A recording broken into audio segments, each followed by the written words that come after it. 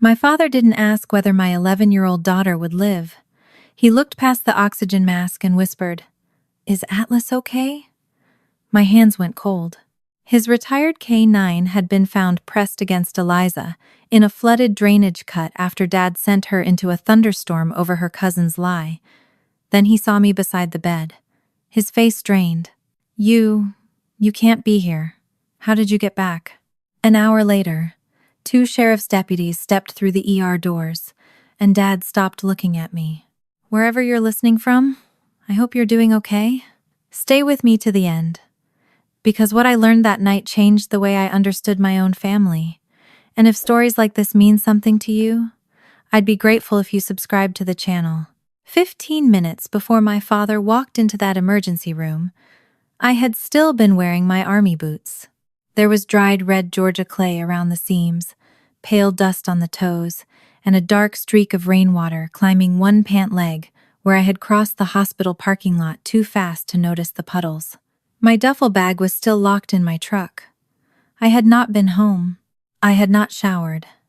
I had not even changed out of the clothes I had worn during the field exercise that morning.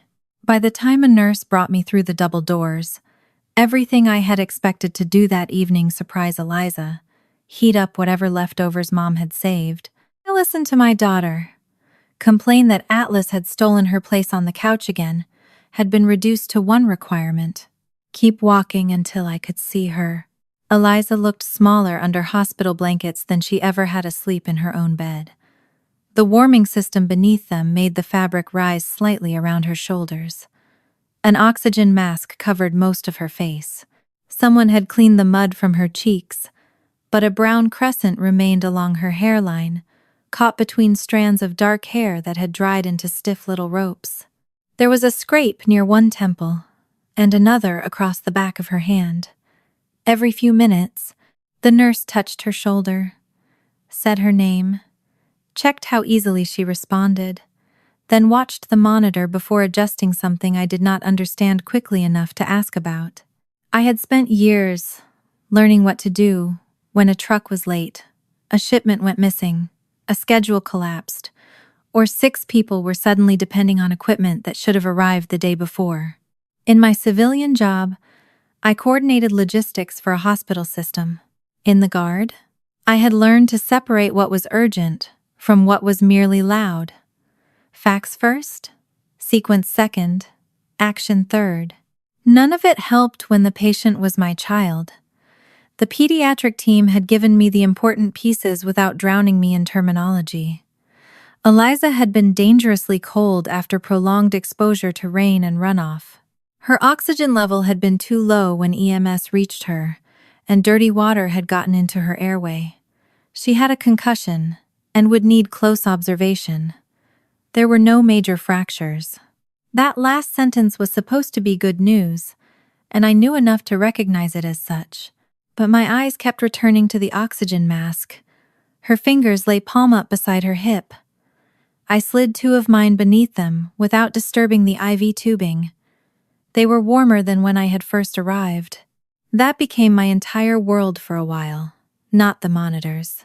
Not the words hypoxemia or aspiration. Just the fact that my daughter's fingertips were no longer as cold as they had been 10 minutes earlier. The call from the hospital had reached me when I was already more than 2 hours into the drive home from our training site. Our field portion had been shut down early because the weather system had worsened. When I got my personal phone back, I had sent Mom a message telling her I had been released early and would be home around 7:45. I had added one instruction that felt unbearable to remember now. Don't tell Eliza. I want to surprise her. The message had shown as sent when I pulled onto the highway. I assumed Mom had received it. I did not yet know she hadn't. By the time the hospital called, the surprise I had imagined was gone. Instead of opening my parents' front door and hearing Eliza yell from somewhere in the house, I had listened to an emergency department staff member tell me there had been an accident involving my daughter and severe weather. I had been close enough by then that my arrival surprised even the nurse who met me. No one from my family had reached me first. That fact sat somewhere in the back of my mind, too large to examine while Eliza was still struggling to stay awake. When she stirred, her eyelashes fluttered against damp-looking skin. Her brow tightened before her eyes opened. For a second, there was no recognition in them. Then she found my face. Her fingers curled weakly around mine. I leaned close enough that she did not have to search for me again. "You're okay," I told her, though I had no right to promise that yet. "I'm right here." Her eyes closed. I did not ask what had happened. Eliza had just been pulled out of a flooded drainage cut, and whatever story the adults outside that room were already telling could wait until my child had enough air in her lungs to speak without fighting for it. The emergency department had its own rhythm around us. Rubber soles moved past the curtain. A cart rattled somewhere down the hall. Every few minutes, the doors opened and brought in a wash of voices before closing again. The storm was still pressing against the hospital windows, but most of its violence had moved east. What remained was heavy rain and distant thunder. I heard my father before I saw him, not his voice, his steps. Dad had spent most of his adult life walking, as though every place he entered already had a plan, and he had simply arrived to take his position inside it. At 67, Walter Keene still carried himself that way. He had once worked wilderness searches with the county, and even years after Atlas retired, people around Redfern County still remembered the two of them together. Dad had been the kind of man volunteers listened to when trails disappeared under leaves or daylight ran out sooner than expected. Atlas had been his last working dog, the black Labrador beside him in old photographs with muddy paws and a bright search vest. I had grown up believing that if my father said he knew the way out, then somewhere ahead of us there was a way out. That belief did not vanish when he stepped through the doorway. It cracked. His hair was wet around the temples. His shirt had dark rain marks across the shoulders, and there was mud on one knee of his jeans. Heather came a few steps behind him with one hand under Mom's elbow. Noah followed them, pale and unusually quiet, his hood still damp from the rain. I had expected Dad to come directly to Eliza. I had expected him to ask what the doctors had said. Instead, his eyes moved over the oxygen mask, the monitors, the blankets, and then past all of it. "Is Atlas okay?" For a moment, I thought I had misunderstood him. My thumb stopped moving across the back of Eliza's hand. There are sentences that hurt because of what they say. That one hurt because of what it revealed about the order in which my father's mind had placed two living creatures. My daughter was 11 years old. Atlas was his dog. And I knew even then that Atlas was more than a pet to Dad. The county had transferred ownership to him when Atlas retired 3 years earlier. The dog had been his partner, his pride, the last piece of a working life. Dad missed more than he admitted. But none of that changed what lay between us. Eliza was breathing through a mask because she had been outside in a storm. Atlas was alive. The order of those two facts should not have needed explaining. "The vet has him," Heather said quietly before I could answer. She had apparently already been told. "His paws are torn up, but they think he'll be fine." Dad's shoulders lowered by perhaps half an inch. Then he finally looked at me. The relief disappeared. His face did not simply register surprise. I knew surprise. Surprise widens the eyes, interrupts a sentence, makes a person stop long enough to catch up. What happened to Dad was different. You can't be here." His gaze moved once toward Heather, then snapped back to me. "How did you get back?" That question landed harder than the first. My father should have been relieved that I had somehow made it home while his granddaughter was in the emergency room. Instead, his first reaction was to tell me my presence did not fit. "Our field exercise got shut down for weather," I said. "They released us early." I did not explain the text to Mom because, at that point, I still assumed she had seen it. I did not explain my drive or the hospital call. Dad had asked how I had gotten back, and I gave him the shortest, truthful answer. His eyes shifted toward Heather again. She caught the look, only for a second. Then she moved around him and went straight into the role she had occupied in our family for years. the person who made chaos look manageable. She guided Mom toward a chair, found another blanket when Mom complained she was cold, spoke quietly with the nurse about where Noah could wait, and made sure he stayed away from the treatment space. There was nothing dramatic in her behavior. No smirk, no whispered threat, no sign that would have made a stranger look at my sister and think she was anything except helpful. That was part of what made the next hour so difficult to understand. Everyone around me behaved as though the disaster had already been explained. Heather spoke first about Eliza's behavior, not in accusation, but with the careful concern of someone discussing a problem she believed had been developing for a while. She said my daughter had been acting strangely whenever I was away. Dad used almost the same phrase later. According to him, Eliza had been different when I was gone lately, more argumentative, more inclined to deny things when corrected. Mom softened it, as Mom always softened Dad. She said Eliza had seemed anxious without me, and sometimes got herself worked up trying to explain. 3 slightly different descriptions, all pointing toward the same idea. I looked from one to the next while they spoke, and something small lodged beneath my ribs.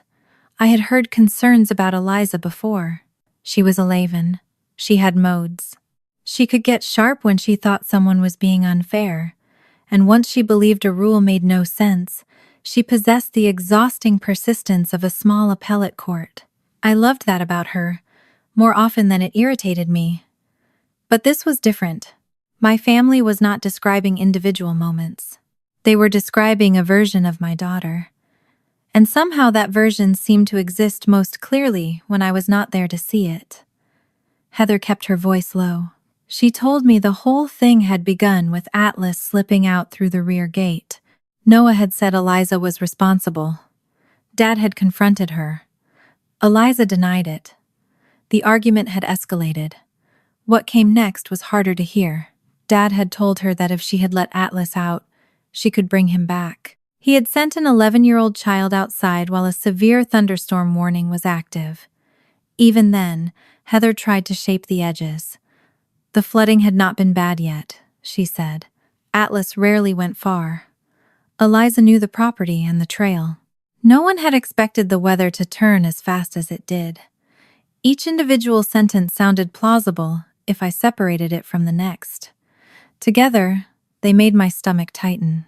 Because my daughter had not been asked to help search for a dog. She had been sent out as punishment. Dad must have seen something change in my face, because his explanation became firmer. He called what he had done a terrible judgment call. The words sounded practiced enough to have already been repeated in his own head. Heather called it a chain of misunderstandings. I looked at Eliza through the half-open treatment room door while those phrases settled around me. Judgment call. Misunderstandings. Neither of them used the word wrong. The question working its way through me was more basic. Who had decided my daughter was lying? I knew only the first version of events then. Atlas had gotten loose. Noah said Eliza opened the gate. Dad believed Noah. Eliza denied it. Dad sent her to find the dog. The storm worsened. She did not come back. A county road crew working near an overflowing culvert heard Atlas barking from the drainage corridor and called for help. Responders found the 2 of them below the road. Eliza cold, injured, and barely responsive. Atlas still beside her. That was all I had. I did not yet know why their versions would begin changing. I did not know why my father had looked at Heather when he saw me. I did not know why everyone seemed so certain that Eliza's denial meant less than Noah's accusation. The hospital knew enough, however, to start asking questions of its own. A social worker had already spoken with me briefly about who had been responsible for Eliza while I was away. I told her the truth. I was a single parent in the Georgia Army National Guard, and my family care plan listed my mother as Eliza's primary short-term caregiver during training, with Heather as backup. Dad lived with Mom, but he was not the sole person I had designated to make decisions for my daughter. At the time, I thought the questions were routine because of the severity of Eliza's injuries. I found out otherwise about an hour after Dad asked how I had gotten back. The two deputies who came through the emergency department doors did not charge into the room or reach for handcuffs. Nothing about them resembled the kind of dramatic police entrance people imagine when a story has already decided who the villain is. One spoke briefly with hospital staff. The other scanned the family members, gathered near Eliza's room, and asked for the adults who had been present at the house. Dad went very still. Heather stopped rubbing Mom's back. Noah looked toward the floor. The deputies explained that they needed separate accounts. Because Eliza was a minor with serious injuries connected to a disciplinary decision made by caregivers, the hospital had made the report required of it. They wanted timelines before people had time to blend memories together. That last part changed the room. Until then, Heather had been moving between all of us, smoothing sentences, filling pauses, reminding Mom to sit down, answering questions when Dad hesitated. Dad had been able to correct details. Mom had been able to soften them. Now they were being separated. Dad was taken toward one consultation room, Heather toward another. Mom stayed near Noah until staff arranged a place for him. Nobody was arrested. Nobody shouted. But for the first time that night, my family could not tell its story as a group. I stayed with Eliza. The noise outside the room faded behind the curtain. I sat beside her and watched the gentle fog come and go inside the oxygen mask. Her hair had begun drying against the pillow. Someone had removed the last of the mud from the side of her neck, leaving the skin pink from cold and scrubbing. Her eyelids moved. I leaned forward before they opened. This time she recognized me faster. Her eyes searched my face, then the room, then back to me. Her breathing picked up. I put my palm against her forearm, careful of the IV. "You don't have to talk." That was when she whispered the first question she had managed since I arrived. "Atlas?" One word, barely there. I swallowed against the pressure in my throat and told her he was alive. He was being checked by a veterinarian. He had some injuries to his paws, but everyone expected him to recover. The change in her was tiny, but unmistakable. Her shoulders eased into the mattress. Her fingers stopped clawing weakly at the edge of the blanket. Then she tried to lift her head. Her brow drew together, and I saw the same expression I had watched hundreds of times when Eliza believed someone had misunderstood her. It was the look that usually came before a torrent of details, where she had been, what she had touched, who had been there, why she had done what she had done. Even now, even half-conscious under warming blankets with an oxygen mask over her face. "I didn't." The words disappeared into a cough. I pressed the call button and kept my hand on her arm while the nurse came in. I did not ask what she had not done. I did not tell her to finish. The nurse adjusted her oxygen, checked her breathing, and reminded her gently that talking could wait. But I had already heard enough. My daughter had been found injured in rising water. Her first concern had been Atlas. Her second had been to defend herself. I stared at the scraped knuckles on her hand and wondered how long a child had to feel disbelieved before self-defense became as automatic as breathing.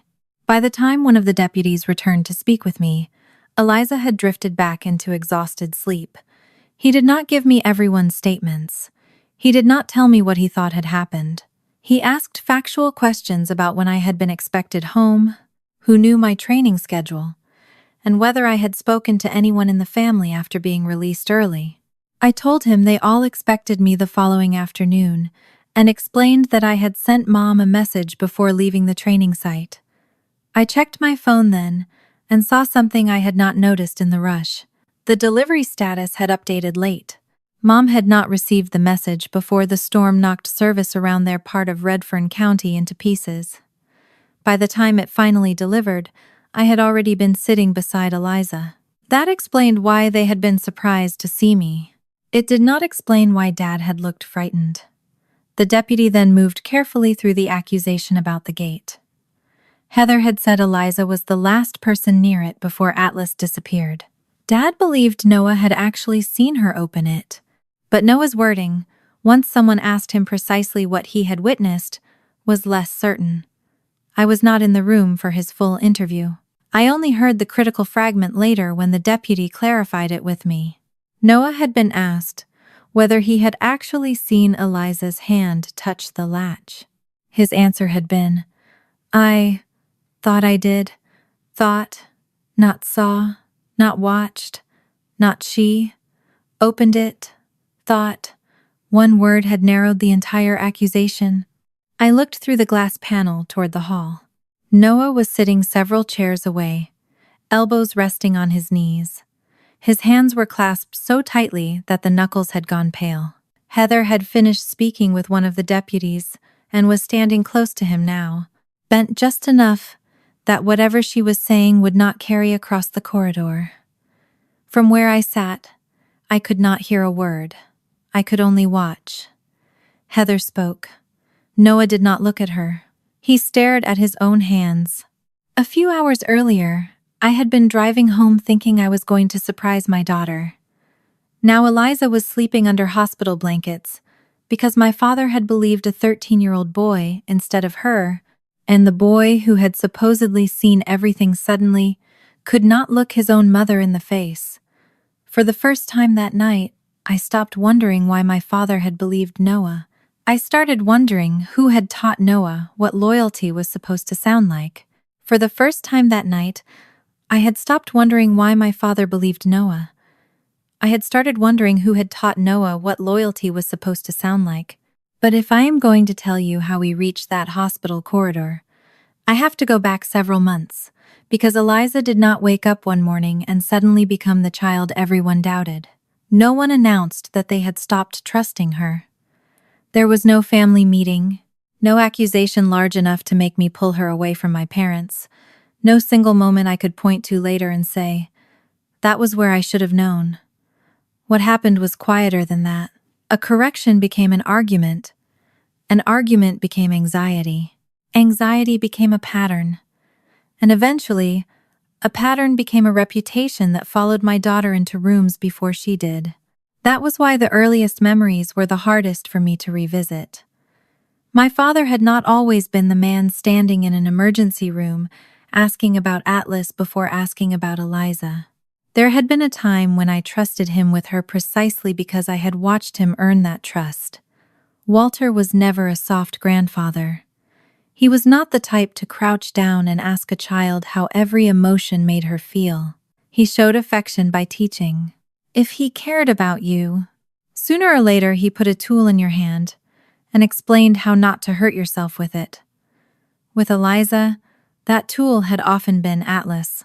The county transferred ownership of Atlas to Dad after the dog retired, but Dad never stopped referring to him as his partner.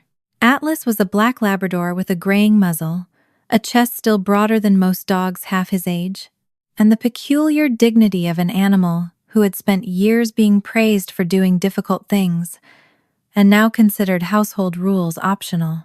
One winter afternoon, I stood on my parents' back porch while Dad went through one of his old handling routines in the yard. Atlas watched him, with the same rigid attention he had probably given him in forests and ravines years earlier.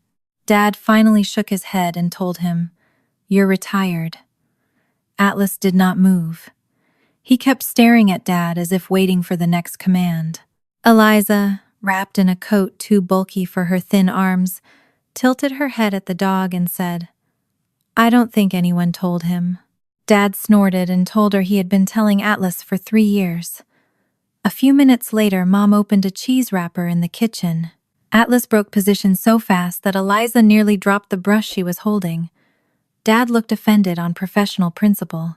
Eliza reminded him that apparently retirement had only affected the dog's hearing for commands, not cheese. Dad laughed hard enough to have to take off his glasses and wipe them. Those were the moments I carried with me when I left Eliza there. Not abstract promises that family took care of family. I had seen my father kneel in damp grass and show her how to check Atlas's paws after a long walk. I had watched him teach her not to reach for a working dog's collar from behind. Not because Atlas was dangerous, but because respect for an animal started with understanding what the animal could see. Eliza liked rules that had reasons attached to them. Dad liked teaching rules to someone who actually listened. For a while, they fit each other. One afternoon, Dad turned an old live-fine drill into a game for Eliza. I hid beyond the shed, while he sent Atlas to find me. The dog located me, stayed close, and gave the hard, repeated bark Dad had taught him to use until his handler reached the live subject. Eliza laughed, because Atlas sounded personally offended that I had made him search. Dad explained that the bark was useful because the dog did not need to leave the person once he had found them. Noah fit into those afternoons too. He was 13 by the time of the storm, but months earlier he and Eliza could still fall into the kind of ridiculous disputes cousins manufacture when there is nothing truly wrong between them. One weekend, one of Dad's gardening gloves disappeared. The next day, its mate vanished from the porch rail. Noah declared Atlas guilty. Eliza objected that there was no evidence. By the third missing glove, the two of them had turned the backyard into what they called an investigation. They checked under shrubs, behind the old storage bench, and around Atlas's bed while he followed them with an expression so innocent it bordered on insulting. I was helping Mom carry groceries in when I heard Eliza insist that Atlas had no motive. Noah answered, with the deep exhaustion of a 13-year-old burdened by obvious facts, that Atlas was a dog. Eliza folded her arms and said, "Weak prosecution." Dad laughed from the porch. Even Noah did. They eventually found all 3 gloves behind the woodpile, damp and covered in dog hair. Atlas had apparently been moving them there one at a time. Noah announced that motive had been established. Eliza claimed the investigation had been contaminated. Dad told both of them to return his evidence before Mom discovered what Atlas had done to it. I remember that afternoon because nothing about it felt fragile. Noah did not hate Eliza. Dad did not resent her. Heather arrived later with coffee and listened while the kids argued over who had actually solved the case. If you had asked me then whether I trusted those people with my daughter, I would have found the question insulting. The first crack was so small that I almost resent how ordinary it was. Dad had a short trail behind the property that connected to a wider network of county-maintained walking paths. It was not wilderness, but the ground dipped enough in places that he still treated it with more seriousness than I thought necessary. One Saturday, Eliza asked if she could take Atlas down to the old marker and back. Dad told her she could, provided she stayed on the marked section and turned around at the split oak. I was standing close enough to hear him, because I remember being mildly amused by how many instructions he managed to attach to a walk that would take 20 minutes. Eliza repeated the rule back to him, clipped Atlas's leash on, and left. She came back muddy, pleased with herself, and exactly when she said she would. Nothing happened. 2 days later, Dad mentioned that Eliza had taken Atlas down the trail without permission. At first, I assumed he meant a different walk. Eliza was sitting at the kitchen table doing homework when she heard him and immediately corrected him. Not loudly, not disrespectfully. She reminded him that he had told her she could go as far as the split oak. Dad's expression hardened in a way I had seen when someone contradicted a search plan before he finished explaining it. He said he had never given her permission to take Atlas beyond the yard. Eliza looked at me. She did not look frightened then, mostly confused. She repeated his rule nearly word for word. Stay on the marked trail. Turn around at the split oak. I knew I had heard it too, but before I said anything, Heather stepped in from the sink, drying her hands on a dish towel. She suggested that Eliza might have heard what she wanted to hear. Her tone was gentle, almost teasing, the sort of sentence people use to stop a small disagreement from becoming a large one. I told Dad I thought there had been some crossed wires, and said Eliza had followed the safety rules, which seemed more important than arguing about exactly how the permission had been phrased. Dad let it go. Eliza did not. On the drive home, she returned to the subject twice. She wanted me to understand that she had not misunderstood. The second time, I told her I believed she had heard what she said she heard, but also reminded her that people remembered conversations differently. That sentence stayed with me for a long time afterward. People remembered conversations differently. It had sounded mature when I said it. Balanced. Fair. I had not noticed that I was asking the child to make room for the adult's version, while no one was asking the adult to make room for hers. A few weeks later, Dad misplaced a soft nylon lead and asked whether Eliza had moved it after helping him brush Atlas. She said no, then immediately accounted for her afternoon. The porch table until a little after 3, Noah nearby, a trip inside for water, only the brush and towel in her hands. I joked that she did not need a defense attorney over a dog leash. She did not smile. Heather, standing near the pantry, merely observed that Eliza became very detailed when she was nervous. Later, the lead turned up under one of Dad's folded tarps, put away with the wrong equipment, and no one went back to tell Eliza she had been right. After that, I noticed the same habit in smaller questions. If Mom asked whether she had fed Atlas, Eliza supplied a time. If Dad asked about the mudroom door, she supplied a route and a witness. Detail had always been part of her personality, but now it was beginning to sound like preparation. At the same time, her bond with Atlas kept deepening in ways that should have made all of us happy. Dad had been working with Atlas one afternoon. Nothing strenuous, just a few old obedience cues mixed with movement around the yard. Atlas was older and had begun developing stiffness in one rear leg after too much activity. Dad monitored it carefully, but that day he was distracted by Noah trying to fix a loose wheel on a garden cart. Eliza noticed Atlas change his gait before Dad did. She stopped moving. Atlas stopped with her. She crouched and ran her hand lightly along his shoulder without touching the sore joint. When Dad looked over, she told him Atlas was favoring the back leg. Dad came closer, watched the dog take several steps, and his face changed. Not with anger, with approval. He told Eliza she had read him correctly. The pride on her face was almost embarrassing to witness because she tried so hard to hide it. She stroked Atlas behind the ear and pretended she had simply noticed something obvious. Heather was there too. She joked that Atlas had himself a new handler. Dad laughed. Only not immediately. It was a fraction of a pause. Small enough that I would never have remembered it if everything had not gone wrong later. His fingers tightened once around the old leash before his smile arrived. Then he told Eliza that noticing when a dog needed to stop was more important than making a dog prove it could continue. The irony of that sentence would nearly break me months later.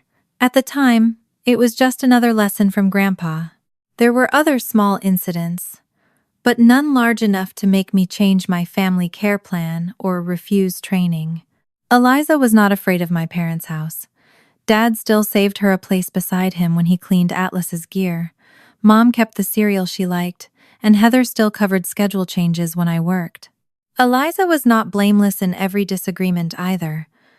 One afternoon, Noah took one of Atlas's old scent training pouches, without asking because he wanted to see whether the dog would still search for it. Eliza got angry. She told Noah he had no business using things he did not understand, and then added that Atlas listened to her because she did not treat him like a toy.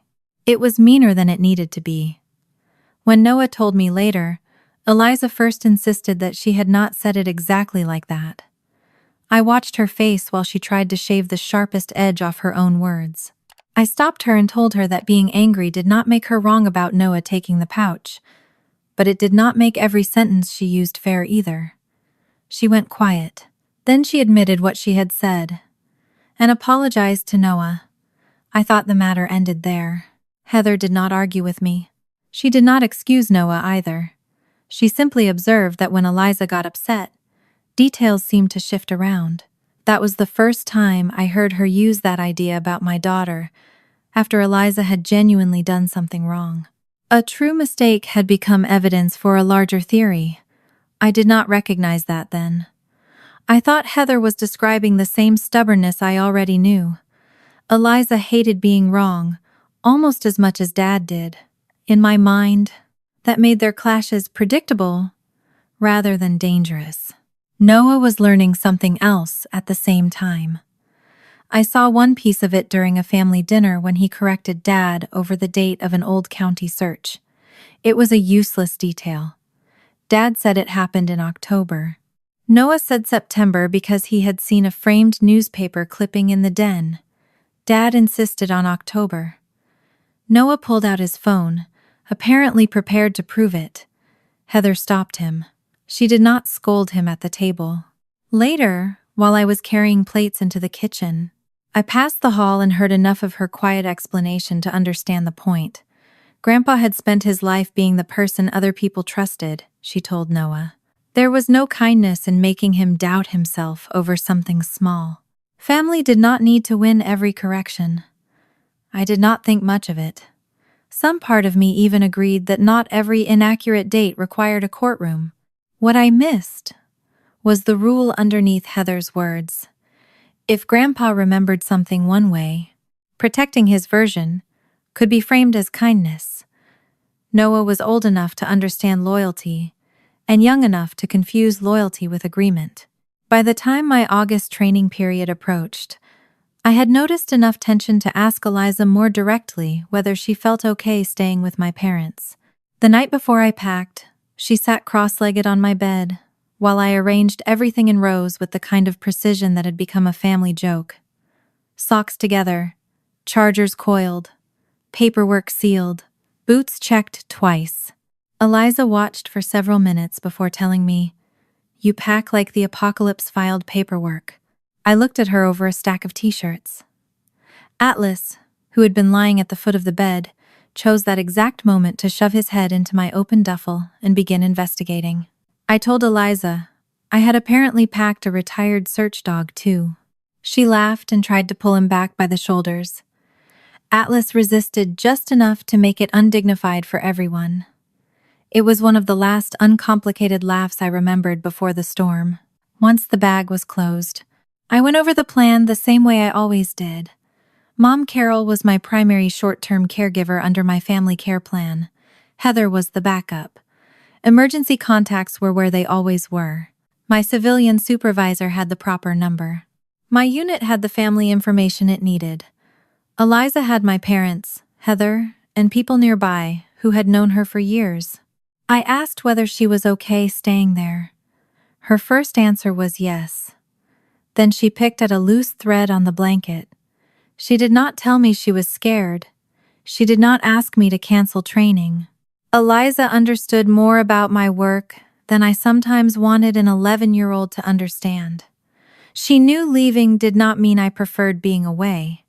She also knew I took duty seriously, and she had developed an irritating habit of trying to protect me from problems she thought I could not solve immediately. After a while, she asked me one question. "If something happens while you're gone, can you ask me what happened before everybody decides?" The dog shifted at her feet. I remember looking at her, really looking, and wondering whether I had missed an argument at Mom and Dad's house. I promised her I would ask. I meant it completely.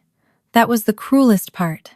Promises can be sincere and still fail if you do not understand what they are protecting someone from.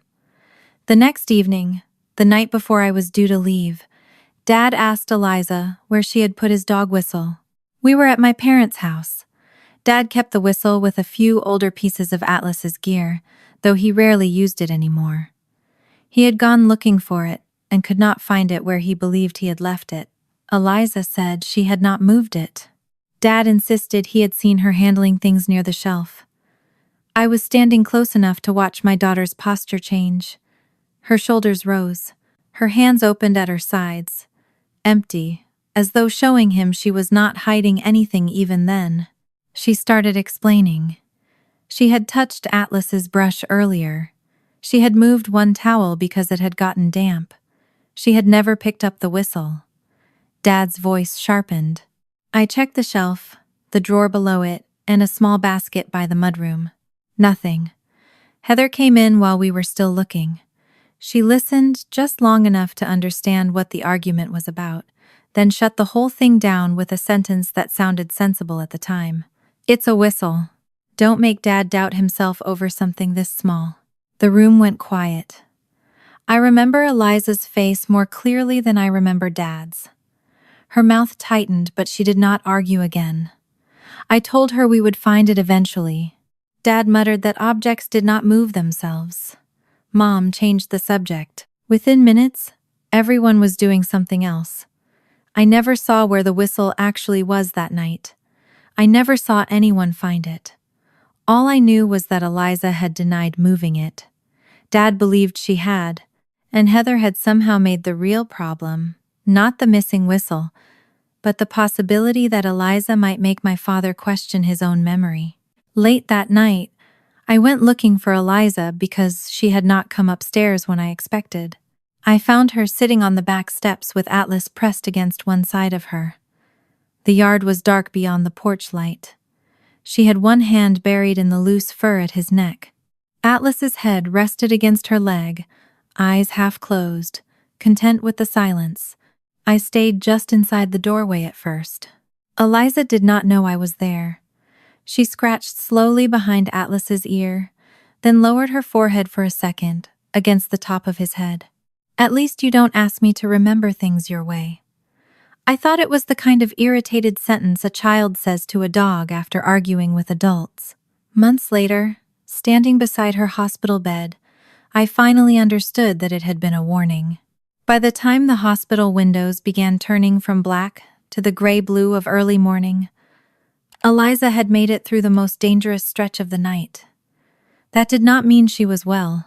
She had been moved into pediatric intensive care for closer observation, and every improvement seemed to come attached to another condition. Her temperature was climbing toward normal. Her oxygen numbers were steadier. She was responding more consistently when the nurses woke her.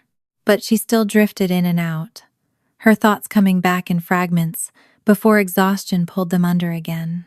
I sat beside her with one boot unlaced, and my phone face down on my thigh, carrying the last thing I remembered her saying months earlier on my parents' back steps. "At least you don't ask me to remember things your way." That sentence had sounded like the complaint of a child after an argument. In the fluorescent half-light of the PICU, it sounded like something else. Not proof. Not yet. Just a shape I could no longer stop seeing. The deputies had not handed me transcripts of my family's interviews. They had no reason to. What I learned that night came in pieces.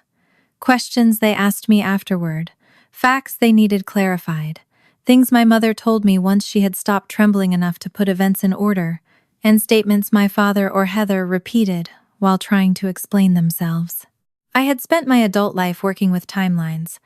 When something went wrong in logistics, the first question was rarely who had meant well. It was what happened first, what happened next, and where the sequence stopped making sense. So I began with the one timeline I could verify without anyone else. Mine. I had left that morning, expecting to be gone until the following afternoon. During the field block, our personal phones were stored away, which was normal. I had no idea how much worse the weather had become back in Redfern County while I was out training. Around 4:30, Command shut down the field portion because of the developing storm system and released us early. By then, the sky over the training area was dark enough to turn the parking lot lights on before anyone reached their vehicles. When I got my phone back, I sent Mom a message before I started driving. Released early. Headed home. ETA. Around 7:45. Don't tell Eliza I want to surprise her. I remembered smiling when I typed the last sentence. I had pictured Eliza pretending to be offended because I had come back before she had time to make whatever welcome home sign she usually taped crookedly to the refrigerator. I had pictured Atlas hearing my truck before anyone else, and charging toward the front room with his toenails skidding across the floor. At the hospital, I opened the message again. The delivery information told the story I had missed in the panic. It had left my phone when I sent it, but service around my parents' part of Redfern County had already started failing as the storm moved through. The message had not reached Mom when I thought it had. It had delivered much later. After the local outage eased by then, I was already in the hospital with Eliza. The hospital reached me through the parent and emergency contact number in Eliza's medical record. By then, I was already more than 2 hours into my drive, back on the interstate where service was stable. The delayed message explained why my family had not expected me. As far as they knew, I was still hours away at a training site and would not be home until the next day. I set the phone beside Eliza's bed and rubbed the indentation the case had left in my palm. Their surprise now made sense. Dad's fear did not. The next timeline belonged to him. Dad's version contained no uncertainty. He had been securing the yard. Atlas disappeared. Noah blamed Eliza, and Dad treated her denial as arguing rather than information. He expected the order to bring Atlas back to last only a few minutes. In his telling, every turn had already been decided before anyone questioned it. When one of the deputies later checked a small piece of the timing with him, Dad used a phrase that caught my attention because he had not been asked whether his memory was reliable. I remember clearly. He said it about where Eliza had been standing when Atlas went missing. Lauter. He used it again, when describing the moment he told her to go outside. I did not challenge him. At that point, I had no competing facts strong enough to justify doing so. What bothered me was the emphasis. Dad had always spoken with confidence. He had spent years directing searches where hesitation could cost daylight and daylight could cost lives. He did not normally announce that he remembered something clearly. He simply told you what had happened. Now he seemed to be defending the quality of his memory before anyone had accused it. I stored that away without knowing why. Heather's version was harder to push against because it sounded more compassionate. She did not defend Dad's choice outright. She called it discipline that had gone badly wrong. She said nobody should have let Eliza stay outside once the rain intensified. She acknowledged that Dad had been angry, but every admission came cushioned by an explanation. According to Heather, the storm was not yet at flash flood level when Eliza left. Heavy rain had begun, but the yard was not underwater, and the drainage channels had not overflowed. Atlas knew the property. Eliza knew the trail behind the house. Everyone thought she would find him quickly. Those parts were mostly consistent with what I later learned about the weather. The severe thunderstorm warning was already active. The flash flood alert came after Eliza was outside. Heather did not need to falsify the weather to make the decision sound less dangerous. Instead, she shifted the meaning of Eliza's behavior. She reminded me that Eliza had a tendency to become anxious when I was away. She brought up the detailed explanations, the defensiveness, the way Eliza sometimes corrected adults and then became more insistent when they did not agree with her. She never called my daughter a liar. That would have been too crude. She described a child whose emotions made her version of events less reliable. At some point in the conversation, she referred carefully to Eliza's earlier years in foster care, not as an insult, as context. She said children with that kind of history could become especially reactive around separation and conflict, and that anxiety sometimes changed the way a person remembered what had happened. I looked at my sister across the family waiting area and felt something cold move through me. Heather was not a psychologist. Neither was I. But she had learned enough therapeutic language over the years to make ordinary disagreement sound clinical. Eliza did over-explain. Eliza did become anxious when I traveled sometimes. She did have a history that included instability before she came to me. Eliza could become anxious when I traveled, and she did over-explain. None of that proved she had opened a gate. Yet Heather laid those traits beside Noah's accusation until personality began to look like evidence. Mom's version was the first one that did not arrive cleanly. Carol had always avoided conflict by sanding the sharp edges off events. When Dad got too forceful, she called him old-fashioned. When Heather got controlling, Mom called her organized. When I got frustrated, she reminded me everyone was tired. Her greatest talent was taking a problem large enough to frighten people and finding a sentence that made it sound temporary. That night, she could not smooth the weather. Mom remembered the severe thunderstorm warning because her phone had sounded before Atlas disappeared. She remembered telling Dad they should wait until the rain eased, before anyone went far from the house. The rain was already striking the windows hard enough to make conversation louder in the kitchen. Heather had answered that Atlas usually stayed near the trail, and that Eliza knew the terrain better than most 11-year-olds because Dad had taught her. Dad had been angry, not frantic over Atlas yet, but personally angry with Eliza. Mom described it as the way he reacted when he thought a child was challenging him rather than answering him. That distinction mattered. A frightened grandfather would have searched for the dog. An angry grandfather could decide a lesson needed to be learned first. Mom did not know who had left the gate unsecured. She had not seen anyone touch the latch. She had been inside most of the time, while Dad and Noah moved things around the yard. She knew Eliza had passed through the mudroom area, but that was all. I asked whether she had actually heard Noah say he saw Eliza open the gate. Mom pressed both hands around a paper cup of coffee she had not drunk. She remembered Noah accusing Eliza. She did not remember his exact first words. There was another detail she did remember. Once Eliza had gone out, the rain worsened fast. Mom wanted her called back before the flash flood warning appeared. Heather said Atlas was probably close, and that Eliza might be under the shed roof or tree line waiting for the worst burst to pass. Dad was still irritated enough to say Eliza was probably dragging it out because she wanted everyone to admit she had been right. Mom had waited. Not for long. 10 minutes, perhaps 15, depending on whose clock you trusted. It was not an hour of deliberate abandonment. It was not a secret agreement to leave my child in danger. In some ways, that made it harder to understand. The gap between a bad decision and disaster had been made of ordinary minutes, people waiting, minimizing, assuming, refusing to be the first one to say the punishment had gone too far. By the time everyone accepted that Eliza was not simply lingering somewhere nearby, the conditions had changed. The rain had turned the low ground behind the property into moving runoff. Noah's account was the one that kept shrinking each time someone asked him to be precise.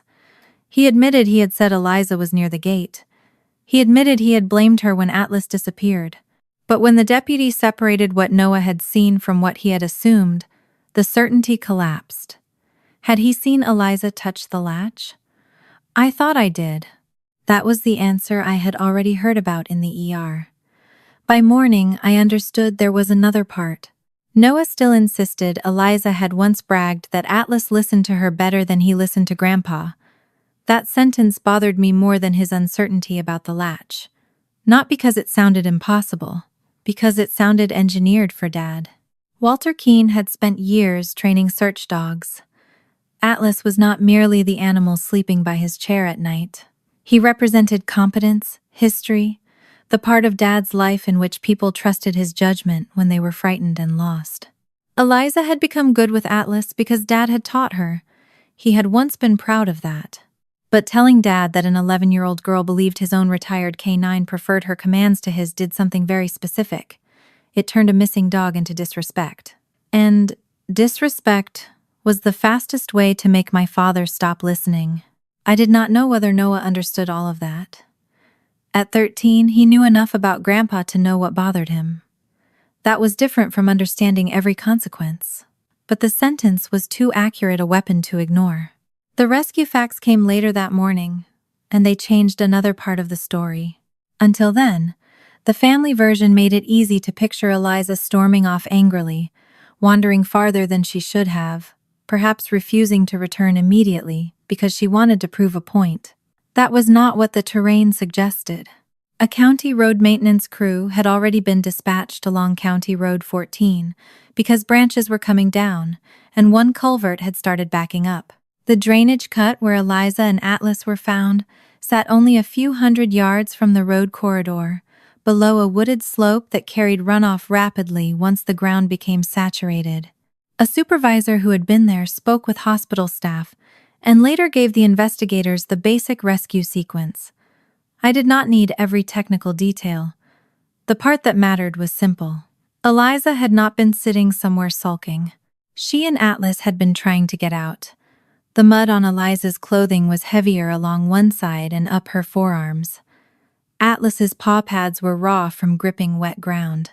They had been found on a slightly higher section of the drainage cut, rather than at its lowest point. Responders believed they had both been moving upward away from the rising water before Eliza's injury and cold exposure stopped her. The road crew had not magically appeared to save them. They were already working that corridor because of the storm. During a brief lull in the heaviest rain, they heard Atlas barking repeatedly from below the road and called 911 while trying to locate the sound. That was all I knew then about what Atlas had done. It was enough to tear another hole through the story I had been given. My daughter had not marched into the storm to make a dramatic point. She had gone after a dog because an adult told her the only way to prove herself was to bring him back. Then she had tried to come home. I sat beside Eliza after hearing that and looked at the mud still trapped beneath one fingernail. The nurses had not scrubbed completely clean. Her hand rested on top of the blanket now, instead of beneath it. Every few breaths, her forehead tightened as if sleep itself was uncomfortable. Somewhere near noon, her eyes opened. This time they stayed open. Not for long, but long enough that she followed me when I moved closer. Her lips were dry. The oxygen support had been adjusted, and her voice came easier than it had the night before, though every sentence still cost her more energy than I wanted her spending. I did not ask about the gate. I asked whether her head hurt. She nodded. I asked whether she knew where she was. She looked toward the monitor, then at me, and gave the smallest irritated expression I had seen from her since the storm. Hospital. It was such an ordinary Eliza answer that my chest loosened for half a second. I told her she was right, and that she did not need to explain anything else. That was apparently the wrong promise to make to a child who had spent months learning that details were armor. Her fingers tightened around mine. Mom. I waited. Noah didn't see me open it. Her eyes had sharpened in a way the rest of her body had not. She was tired, bruised and breathing carefully. But the urgency in that sentence belonged to the girl who used to account for every minute of her afternoon when someone misplaced a leash. I told her she did not have to prove anything right then. She shook her head against the pillow, stopped when the movement hurt, and closed her eyes until the pain passed. Then she gave me the peace none of the adults had given me. Before Heather had come outside, and before everyone began asking who had been near the gate, Noah had spoken to Eliza near the mudroom. He had been watching Dad and helping move storm gear. According to Eliza, Noah had said quietly, almost as an observation, "Grandpa was just at the gate." At the time, it meant nothing to her. Then Atlas disappeared. Heather began asking who had been outside, and Noah changed what he said. "He didn't see me do it," Eliza whispered. "He changed what he said." I kept my face still, because I did not want my reaction to become another burden she had to manage. I asked only one thing, whether she herself had seen Grandpa leave the gate open. She said no. That mattered. Eliza was not claiming knowledge she did not have. She did not know whether Dad had failed to latch it. She did not even know exactly what Noah had seen. All she knew was that, before anyone needed a person to blame, Noah had placed Grandpa near the gate. After Heather began asking questions, Noah placed Eliza there instead. A nurse came in to check her, and Eliza's eyes began closing before the examination was finished. I stayed beside her until her grip on my fingers loosened, and sleep pulled her back under. Then I looked through the glass toward the family waiting area. Noah sat alone for the moment, shoulders rounded, one sneaker tapping irregularly against the floor. He was 13 years old. Old enough to understand that accusing someone of something they had not done was wrong. Young enough that the meaning of loyalty could still be built for him by the adults he trusted. I did not know yet whether Dad had opened that gate. I did not know whether Noah had seen the latch fail. I did not know what Heather had said before the accusation became fixed. But the mystery had changed. It was no longer simply who opened the gate. It was why a 13-year-old boy had gone from telling my daughter what he had just seen to telling the adults what they were ready to believe. What Eliza remembered about the storm did not come back as a clean story. It came in pieces over the next day and a half. Between sleep, neurological checks, coughing fits, and the stretches when the nurses wanted her to conserve her strength. Some details came from her. Others came later from the road crew, firefighters, and EMS personnel who had reached her. I never pretended I had stood beside her in that drainage cut. I did not know what she had thought during every minute she was alone, and I would never put adult meaning into silences she could not explain herself. What I eventually understood came from fitting her fragments beside what the responders had seen. Even then, there were blank spaces. But there was enough to know one thing clearly. Eliza had not walked into that storm because she believed she had done something wrong. She had walked into it because she believed bringing Atlas home was the only proof the adults in that house would accept. Dad had not physically pushed her through the door. He had done something that worked almost as effectively on the child she had become. He had tied the accusation to a task. If she had let Atlas out, then she could bring him back. If she insisted she had not, then going after him would prove she cared enough to make things right anyway. Either way, staying inside would look like defiance. Months of having every correction treated as argument had narrowed her choices before she ever touched the door handle. The first time she told me that part, she was awake for less than 10 minutes. Her voice was still rough from the aspiration injury, and she kept stopping because breathing and speaking together exhausted her faster than she wanted to admit. I tried to stop her twice. Both times, she shook her head. She did not give me some polished explanation about fairness. She was 11. What she said was simpler. I thought if I brought him back, Grandpa would stop. Stop calling her a liar. Stop looking at Noah as if Noah's sentence outweighed hers. Stop making her defend where she had stood and what she had touched. She did not say all of that at once. I knew enough by then not to force her into completing thoughts for my benefit. I let the pauses stay pauses. Dad had taught her Atlas's usual patterns over years of ordinary walks. Even retired, Atlas favored certain routes. He liked the lower edge of the tree line because squirrels crossed there. He sometimes nosed along the shallow drainage channel that paralleled the trail before curving toward County Road 14. He knew the smell of old search corridors better than he knew how to stay off Mom's couch. Eliza knew those habits too. When she left the house, the rain was already hard enough to soak through her shirt within minutes, but the yard itself had not yet become what it would become later. The severe thunderstorm warning was active. The flash flood warning had not yet been issued. That distinction mattered to the investigators, and it mattered to me. I did not need to exaggerate the weather to understand how reckless the decision had been. An 11-year-old had been sent outside as punishment in a severe storm. The fact that the water had not yet risen visibly across the lower ground did not make that safe. Eliza took the path behind the property first. She remembered shouting Atlas's name and hearing almost nothing but rain against leaves. At some point, she stopped calling because she realized she could hear better when she was quiet. That was something Dad had taught her during one of their walks. Noise helped when you wanted to be found. Silence helped when you were trying to locate someone else. That memory hurt in a different way. The skills my father had once given her out of love were now helping her survive the consequences of his anger. She found Atlas near the brush above the drainage line. Not miles away. Not trapped. Not hiding from her. He came out of the wet undergrowth and went straight toward her. Eliza remembered the relief before she remembered anything else. Atlas's black coat was plastered against his sides, his gray muzzle almost indistinguishable from the rainwater running over it. She wrapped both arms around his neck, even though he was dripping on her, and for one short moment, the entire problem seemed solved. "Let's go home," she told him. Atlas answered by shaking himself from nose to tail. Mud and water hit Eliza across the cheek and chest. Even when she told me that part in the hospital, the corner of her mouth moved. She had looked down at her filthy shirt and muttered, Great. Now we're both in trouble. It was the only funny thing she remembered about the entire afternoon. I was grateful for it.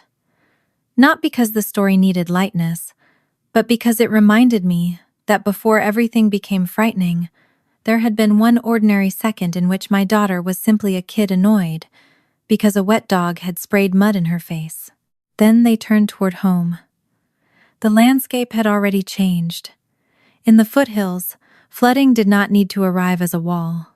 A ditch could carry more water than it had 10 minutes earlier. Leaves could choke a culvert, and a low crossing that looked harmless on the way out could be brown and fast on the way back. Eliza reached one of those crossings and stopped. The rain had thickened enough that she could barely see the opposite bank through the leaves. Brown water moved over ground she had walked across before. It was not a river, but it was moving, and Dad had drilled one rule into her often enough that she remembered it even while frightened. Never step into moving water just because it looks shallow. She told me she had almost done it anyway. Home was on the other side. The house was not far. She knew everyone would be waiting. For 1 second, she considered grabbing Atlas's collar and pushing through. Then the water carried a branch past her feet faster than she expected. She backed away. That choice probably saved her from something worse. It also forced her onto higher, steeper ground. The route she took around the drainage area was not random. Dad had shown her pieces of it before when he explained how runoff moved after storms. She knew there was an embankment that eventually angled back toward the roadside of the property. In dry weather, it was manageable. In heavy rain, the clay became slick enough to behave almost like grease beneath shoes. Atlas handled it worse than she did at first.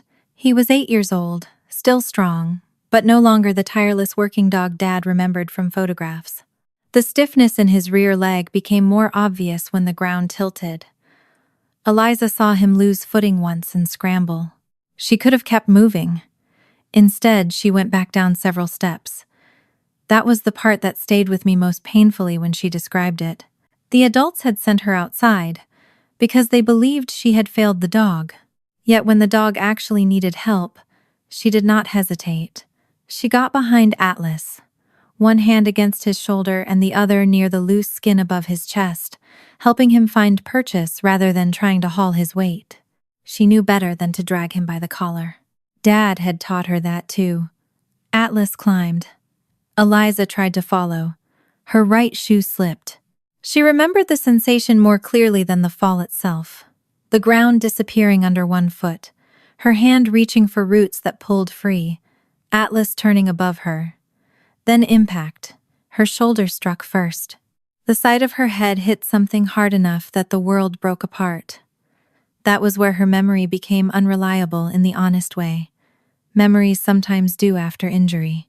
She could not tell me exactly how long she was unconscious. The medical team believed the loss of consciousness, if it happened, had been brief. She remembered darkness, then rain hitting her face. She remembered trying to move her leg and finding it pinned awkwardly against mud and storm debris, rather than truly trapped beneath anything heavy. She remembered coughing and tasting dirty water. The responders later explained why. The cut had begun collecting runoff faster. Eliza had slid into a lower section where water was channeling past the slope. She had not been fully submerged, but her face had gone into muddy runoff during the fall, enough for her to aspirate water before she managed to get herself higher. Atlas came back down and stayed. Everything I know about that part comes from Eliza's broken recollections and what responders later found: abraded paws, mud along his chest and forelegs, repeated tracks and slide marks around the narrow patch of higher ground where Eliza ended up. His old live fine training and his bond with her did the rest. When she could no longer keep moving, he remained beside her. Eliza remembered him nudging beneath her chin when she closed her eyes. At first she tried to push him away, because his nose hurt against the scrape near her jaw. Then she understood he was reacting every time she became too still. She tried standing. The concussion had made the world unreliable. She thought the house was uphill in one direction when it was actually another. She took 2 unsteady steps toward the sound of moving water. Atlas moved across her path. When she tried again, he caught the sleeve of her wet shirt in his teeth. Not hard enough to tear through it, just enough to pull her off balance. She sat down because her legs would not cooperate. That may have saved her again. The cold came gradually. Late August in Georgia did not sound like a place where hypothermia belonged. But wet clothing, wind, exhaustion, injury, and prolonged exposure did not care what month was printed on a calendar. By the time EMS reached her, her core temperature had fallen far enough to affect her coordination and thinking. What Eliza remembered was not the word cold. She remembered her fingers becoming useless. She could not make them close correctly around Atlas's fur. She remembered that because it frightened her more than the rain. The dog pressed himself along her side whenever she stopped moving. He was soaked, too. He was shivering. His body did not magically warm her back to safety, but it slowed some heat loss and gave her something solid against a world that kept tilting. At one point, she tried to crawl higher. Atlas moved with her. She wrapped an arm over his shoulders, not expecting him to drag her, only using his body as a brace while she pulled herself a few inches at a time through the mud. When his rear foot slipped, they both stopped. Then they tried again. Responders believed that was how they reached the slightly raised patch where they were eventually found. A little movement, a pause, then another attempt until neither had much left. Later, when I visited Atlas at the veterinary clinic, I saw the rawness along his pads myself. The injuries were not dramatic enough for photographs in newspapers or some heroic medal ceremony. They were simply evidence of how long an old dog had kept trying to hold ground that would not hold him. Eliza's memories after that came mostly as sound. Rain, water, Atlas breathing. She remembered saying his name because she wanted to make sure he was still there. Sometimes he lifted his head. Sometimes he nudged her. She remembered putting one hand over his neck and feeling the vibration when he barked. That bark mattered. Dad had trained Atlas for live-find wilderness work, not police apprehension. Years earlier, I had watched him demonstrate the dog's focused bark alert for Eliza in the backyard. Atlas had searched a simple hide Dad arranged, located the person, and then stayed near the live subject while barking strongly enough for the handler to find them. Eliza had laughed at the time because Atlas sounded offended by the entire exercise.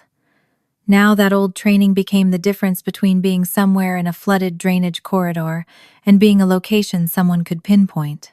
The county road maintenance crew on County Road 14 had already been dispatched there. They were not searching for Eliza at first. They were dealing with a fallen limb and water backing up near a culvert. The drainage cut where she had slid was roughly a couple hundred yards away through wooded ground. By the time the road crew heard Atlas, Eliza had been outside for close to an hour, soaked through, injured, exhausted, and exposed to wind and runoff. During one lull, when the rain softened enough for sounds to carry farther, one of the crew members heard a dog. Not one bark. Repeated barking. Strong, rhythmic, persistent. The crew stopped work long enough to listen. When the barking continued from the drainage side below the road, they called 911 and reported what they were hearing. By then, the family's delayed search had already escalated into concern for both a missing child and a missing dog. So responders had a reason to treat the sound as potentially connected, rather than just someone's pet loose in a storm. Atlas did not run toward them. He stayed with Eliza. As responders moved closer through the drainage corridor, his barking continued. One firefighter later told the deputy that Atlas had been positioned above and slightly in front of Eliza when they first got visual contact. The dog did not charge them. He did not become aggressive. He simply kept barking until the first responder got close enough to kneel beside her. Then he stopped. The search dog had completed the one piece of work his body still remembered. A live person had been found. Eliza remembered almost none of the voices that came after that. She remembered a bright light moving through rain, gloves touching her shoulder, someone telling her not to try to stand. She remembered coughing when they shifted her and then losing pieces again. What she remembered clearly was Atlas. He stayed close while responders prepared to move her. His legs were trembling badly by then. Someone tried guiding him back several feet so they would have room to work, and he immediately pushed forward again. Eliza reached for him. Her fingers barely worked. She caught a small fistful of wet fur. "Don't make him go." That was all she remembered saying. When she repeated those words to me in the hospital, she stared at the blanket rather than my face. She had been injured, frightened, and clinging to the only familiar body beside her. But I also knew how carefully we had spent years teaching Eliza that people leaving a room, going to work, or being angry did not mean they were leaving forever. That afternoon, she had walked away from a house full of people who knew her, and the one creature that stayed when she could no longer explain herself was the one creature who required no explanation. The medical team wanted her to rest after that. And I did too. I stopped asking questions altogether. For several hours, the story of the storm sat between us without needing to be completed. Eliza slept. I watched the rain weaken against the hospital windows until individual drops were visible again instead of sheets of water. Something had changed inside me. Before hearing what Atlas did, I had still been trying to determine whether the adults had made one terrible sequence of mistakes. Afterward, that question felt incomplete.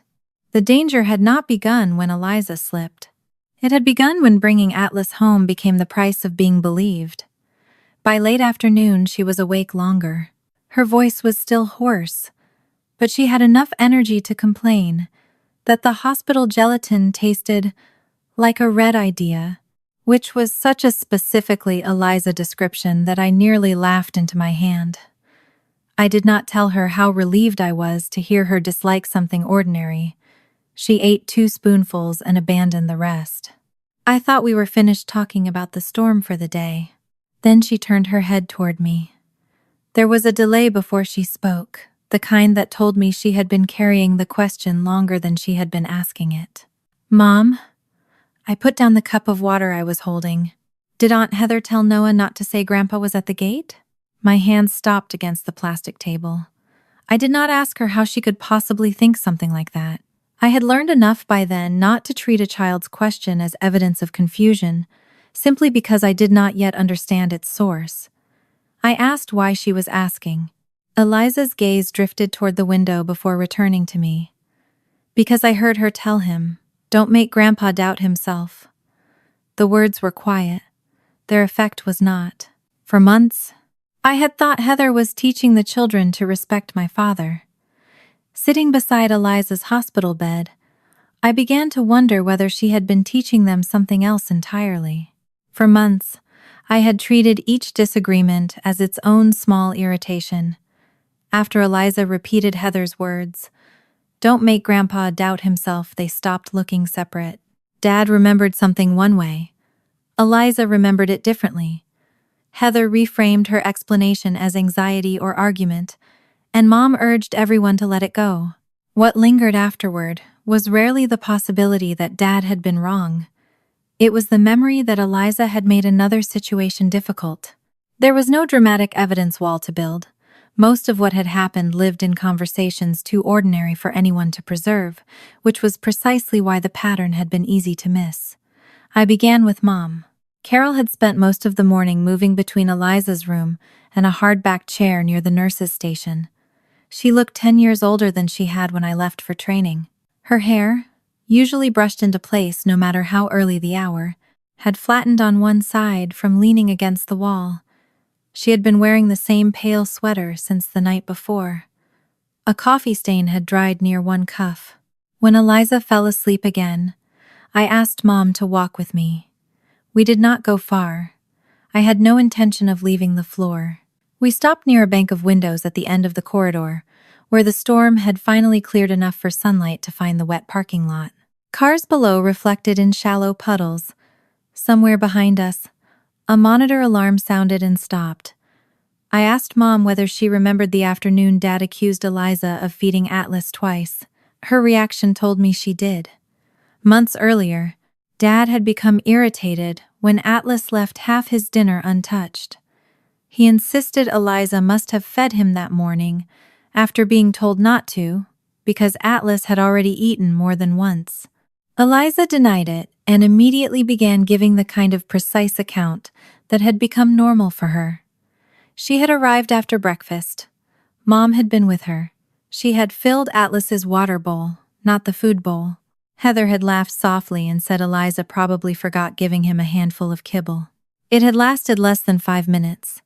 I had forgotten the whole thing until that hospital corridor. Mom had not. She pressed her lips together and looked through the window instead of at me. "I fed Atlas that morning," she said. It was the first direct sentence she gave me. She explained the rest in pieces. Dad had gotten up earlier than usual and apparently fed Atlas before Mom came downstairs. Later, Dad mentioned the dog had not been fed, so Mom did it without thinking anything unusual had happened. Neither of them realized Atlas had already eaten twice until the dog refused most of his evening meal. Dad did not remember feeding him. Mom did. Not immediately during the argument. Later, she had found the empty scoop on the workbench, where Dad sometimes set it after carrying the bowl outside, and the sight had brought the morning back to her. Dad had fed Atlas while complaining that the dog had become too lazy in retirement. Mom had remembered that after Eliza had already gone home with me. "Did you tell her?" I asked. Mom's thumb scraped repeatedly over the cardboard seam of the empty coffee cup. She had not. Heather told her there was no point reopening something so small. Eliza had already been upset. Dad had already forgotten the argument. Correcting him later would only embarrass him. So nobody called my daughter. Nobody said the one sentence she had earned. You were right. The hospital corridor seemed suddenly too bright. I looked down at Mom's hands and thought about how many times Eliza had supplied witnesses, timestamps, and explanations, while the adults around her held information that could have ended the argument. I had assumed her over-explaining came from fear that people might not believe her. I was beginning to understand that it had come from experience. Mom sat in the chair nearest the window. I remained standing because the pressure in my chest made sitting feel impossible. Then she told me about the whistle. That was the moment the pattern stopped being a theory. I had left the room that evening after Dad accused Eliza of moving the dog whistle. I remembered checking the shelf and drawer myself. I remembered Heather telling Eliza not to make Dad doubt himself over something so small. I remembered finding my daughter later on the porch with Atlas. What I had never known was what happened after I walked away. Mom had stayed behind. Walter was still irritated and had gone toward the garage. Heather began putting Atlas's things back in order. Dad's jacket was hanging over a chair because he had taken it off earlier. Mom watched Heather pick it up. The whistle was in the jacket pocket, not hidden deep inside, not planted there by anyone. Heather felt it when she lifted the coat, reached into the pocket and pulled it out. For a second, Mom expected her to call Dad back. Heather did not. She looked at the whistle in her palm, glanced toward the garage, and slipped it into the drawer where Dad believed he had left it originally. Then she told Mom there was no reason to make an issue of it. My mother had watched my sister restore the world to the version Dad remembered, and she had let her. The realization did not arrive with some cinematic rush of certainty. It came more quietly. A heaviness settled behind my ribs, and the muscles in my jaw tightened until my teeth hurt. Heather had not fabricated the whistle. She had done something subtler. She had managed the meaning of finding it. If Dad discovered it in his jacket, then Dad had forgotten where he put it. If Dad later found it in the drawer where he expected it to be, then nothing had happened at all. Except something had happened. Eliza had been accused. She had defended herself. She had been told her defense was hurting Grandpa. And nobody went back to correct the record. Mom whispered that she should have said something. I did not answer immediately. There are apologies that deserve space, and there are admissions that arrive too early to be treated as absolution. Mom was not Heather. She had not moved the whistle. She had not told Noah what to say. But silence had been the floor the entire system stood on. I asked how long she had been worried about Dad's memory. Her head lifted quickly. That was enough. There was no single starting date. Dad had repeated appointment times, asked twice whether a bill had been paid, missed a familiar turn to the hardware store, and begun putting tools in unusual places. Any one lapse could have been ordinary distraction. The problem was not that my family had failed to diagnose him around a dinner table. It was what they had done with the uncertainty. Heather had supplied explanations for every lapse. Dad was tired. Dad had slept badly. Dad was stressed over maintaining the property. Dad was distracted because Atlas was aging. Mom accepted each answer partly because she wanted it to be true, and because accepting a pattern meant something else might follow. A doctor, testing, someone questioning whether Dad should drive alone, someone suggesting he stop taking responsibility for children, someone saying that the man who had once walked into forests to find lost strangers might need another person checking on him. Mom's eyes filled before she looked away. I didn't want them taking everything from him. The phrase stayed with me. Them. An invisible collection of doctors, agencies, adult children, whoever might reduce Dad's independence once the family admitted there was a problem. Heather had apparently been more specific. She had assured Mom that she could keep an eye on him. She lived nearby. She handled appointments. She could step in when he was tired. There was no need to alarm me while I was juggling my civilian job, guard responsibilities, and Eliza. In their minds, they had been protecting me too. That was the version families liked best, the one where secrecy was really consideration. I thought of the family care plan sitting in my records. I had listed Mom because I believed the adults in that house would tell me if their ability to care for Eliza changed.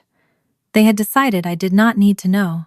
And when Dad's memory conflicted with my daughter's, the easiest explanation was not that Walter might be forgetting.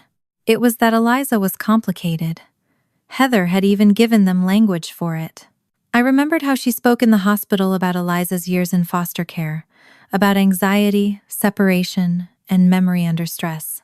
At the time, the words had sounded educated enough to slow me down. Now I replayed earlier conversations and heard how often the same vocabulary had appeared. Heather never called Eliza broken. She used softer language sensitive to abandonment, rigid when anxious, prone to remembering conflict through emotion. Each phrase contained enough truth to sound reasonable, but together they created a private rule. When Eliza and Walter disagreed, Eliza's past explained the disagreement. Walter's memory was treated as fact. Eliza's became a symptom. If she stayed calm, she sounded rehearsed. If she became angry, she was reactive. If she provided details, she was over-explaining. If she stopped, the adult version was the last one heard. I returned to Eliza's room after talking with Mom and found her asleep with one hand near Atlas's old photograph on my phone. Earlier, she had asked me to show her the picture because the veterinary clinic had not yet cleared Atlas to leave. In the photo, he was sitting in my parents' yard with his gray muzzle lifted toward her, waiting for something just outside the frame. Eliza had fallen asleep before handing the phone back. I carefully slid it from beneath her fingers. Her eyelids did not move. For the first time, I wondered how exhausting it must have been to live in a place where every question felt as if it might become a trial. Noah was the next person who confirmed that the system had existed longer than the storm. He did not approach me in front of Heather. That alone mattered. By late afternoon, he had been moved to another waiting area, with his father contacted, and the adults around him being more careful about who spoke with him before investigators finished taking statements. I saw him near a vending machine while I was returning from getting water. He looked at me, then immediately looked over my shoulder, checking for his mother. 13-year-olds do not hide fear well when they are trying to look casual. His hands kept disappearing into the front pocket of his sweatshirt and coming back out. He rocked once onto his heels, stopped himself, then asked whether Eliza was awake. I told him she was resting and improving. His shoulders dropped slightly. He wanted to say something else, I waited. Eventually, he told me that his mother had said things about Grandpa for a long time. Not secrets exactly. Rules. If Grandpa remembered something one way, Noah was not supposed to embarrass him over small details. If Grandpa repeated himself, Noah should act like he had not noticed. If Grandpa called something by the wrong day or mixed up where an object had been, correcting him in front of everyone was disrespectful. Noah had not understood those instructions as lying. He had understood them as kindness. I believed him. To a child, Heather had made silence feel compassionate and agreement feel loyal. I asked whether Heather had ever told him directly to accuse Eliza of things she had not done. His face closed. Not yet. That answer was in the hesitation rather than his words. I did not push harder. He was 13, frightened, and investigators were already handling the formal questioning. I was his aunt, not his interrogator. But before I walked away, Noah said something that made the earlier incidents click into place. Whenever Eliza corrected Grandpa, his mother would tell Noah afterward that she was making Grandpa doubt himself. The exact phrase Eliza had overheard, not a sentence invented during the storm. A family rule. That evening, I spoke with Dad. It was the first time since the ER that I could look at him without the image of Eliza under an oxygen mask blocking everything else. He was sitting in a small consultation room because hospital staff had made it clear he would not be returning to Eliza's bedside simply because he was her grandfather. His damp clothes had been replaced by a clean shirt, Heather apparently brought from home. He looked physically smaller without the mud and rain, but his posture was still Dad's back straight, hands on his knees, jaw set as though he were waiting for someone else to finish being unreasonable. I did not begin with the gate. I asked whether he had been forgetting things lately. The muscles around his mouth tightened. He dismissed it immediately. Everybody forgot things. He had been busy. The past year had been stressful. People acted as though misplacing one object meant a person could no longer think. I listened. Then I mentioned the doubled feeding. He frowned as if trying to locate the memory. I mentioned the trail permission. He remembered that differently. I mentioned the whistle. That changed him. Not much. His eyes moved once toward the door.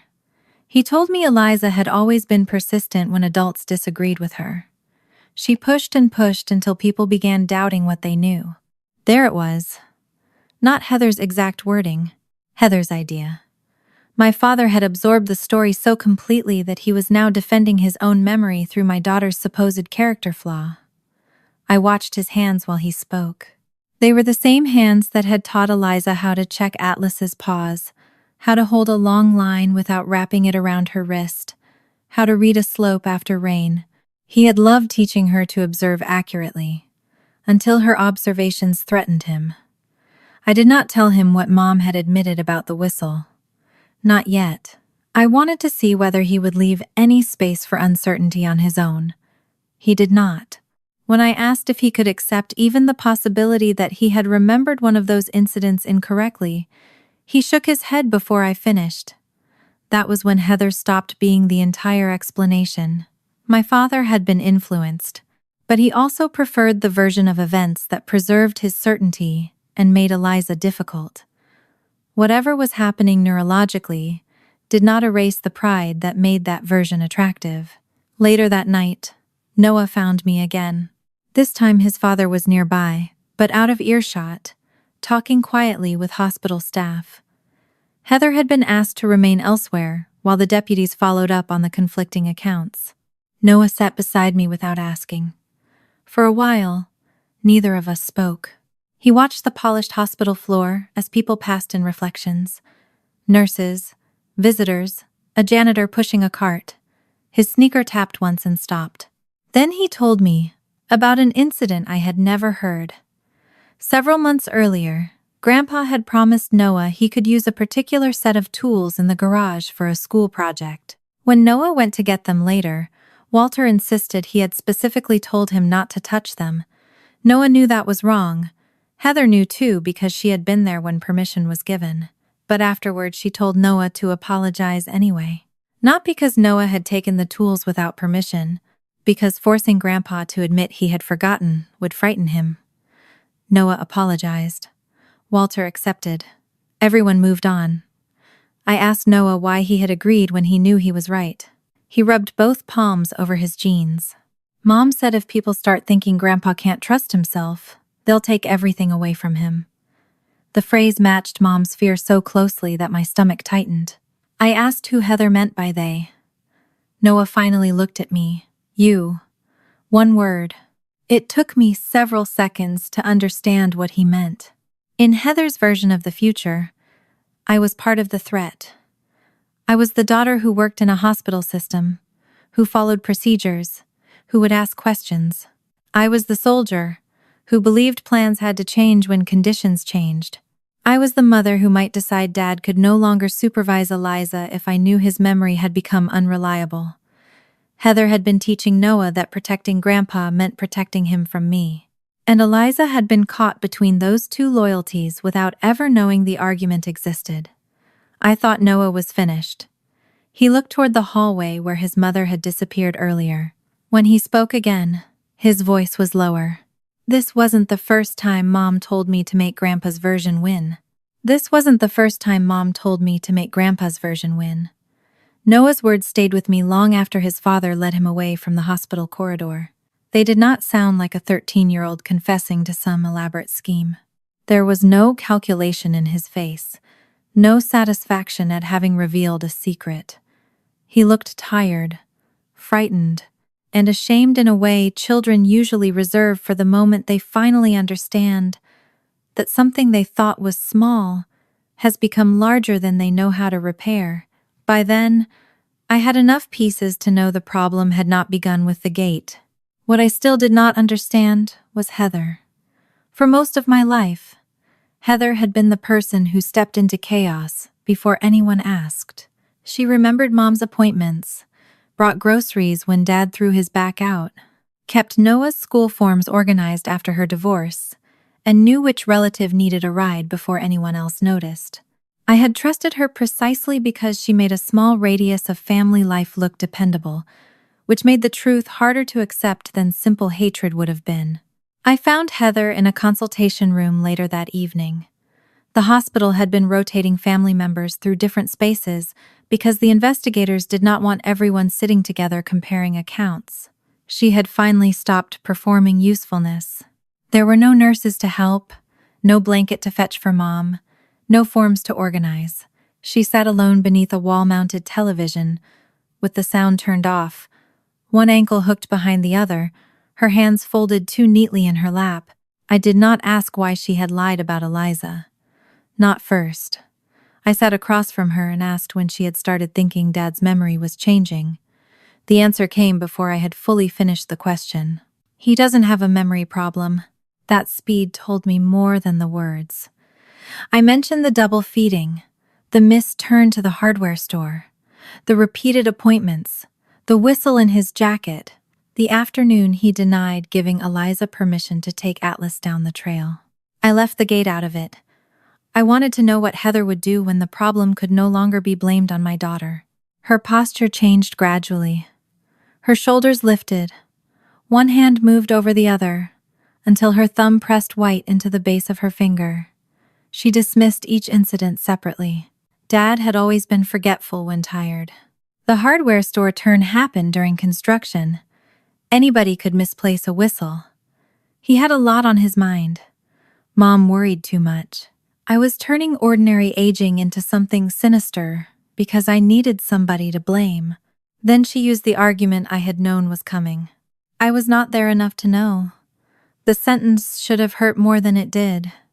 Maybe because I had already hurt myself with it before she ever said it.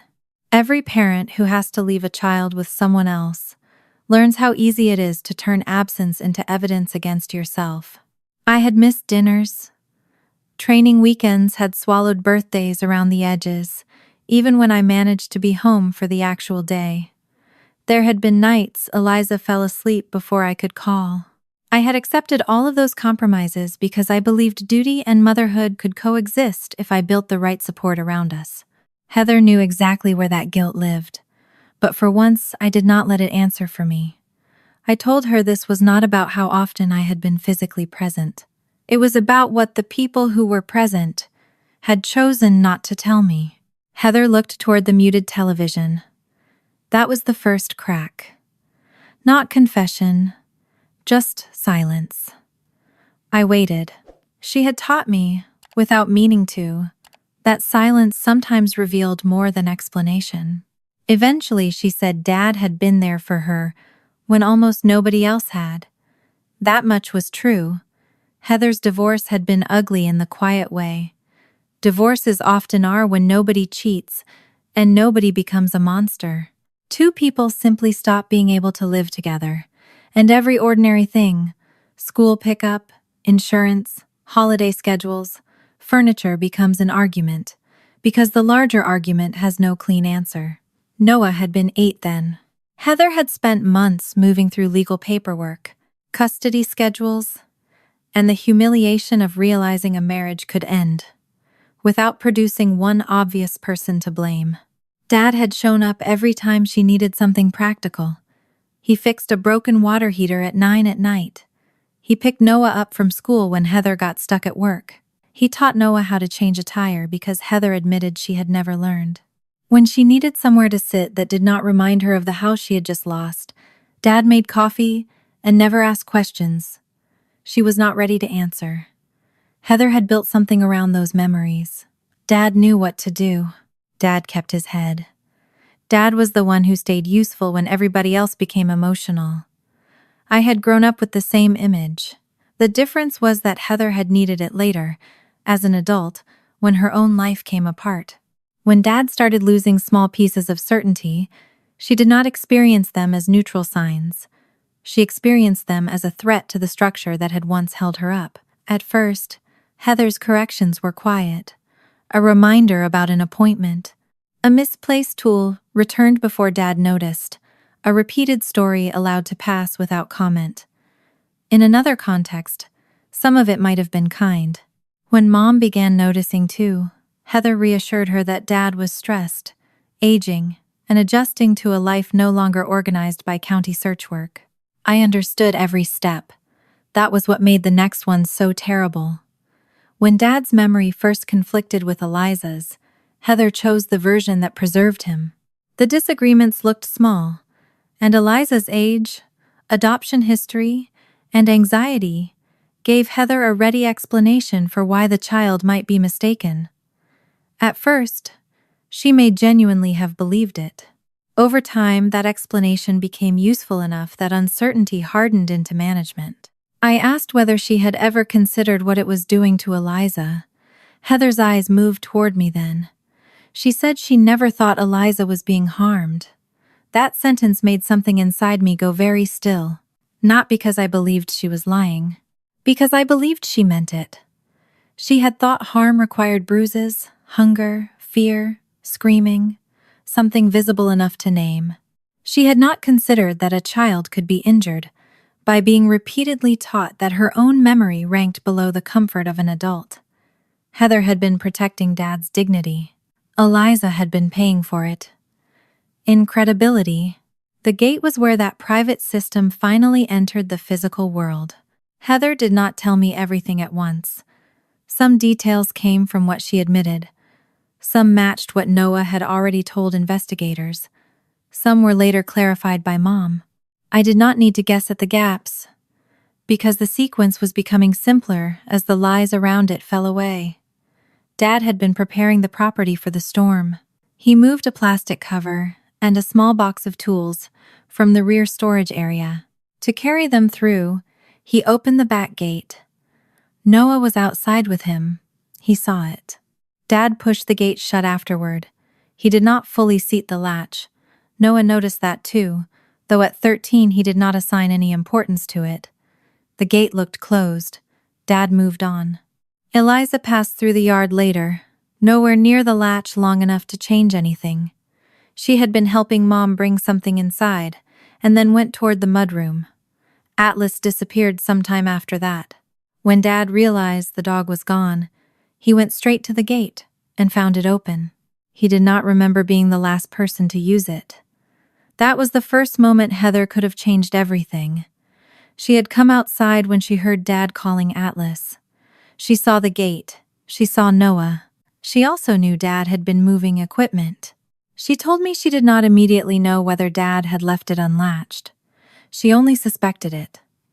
That distinction was important, and I believed her. The gate had not come with a witness standing beside it announcing the truth. She had a suspicion. Noah had seen more. Heather could have asked one neutral question. What happened? Instead, she asked Noah who else had been outside. Eliza's name came up. Once that happened, the family already had an easier explanation than Dad forgetting the latch. Heather did not tell Noah to accuse her. Not directly. That mattered too. Noah made his own choice. He knew Eliza had passed near the yard. He knew Grandpa was already angry and frightened about Atlas. He knew his mother had spent months teaching him that correcting Grandpa in front of everyone was a kind of betrayal. And he knew one more thing. Atlas had become close to Eliza. Closer than Noah liked sometimes.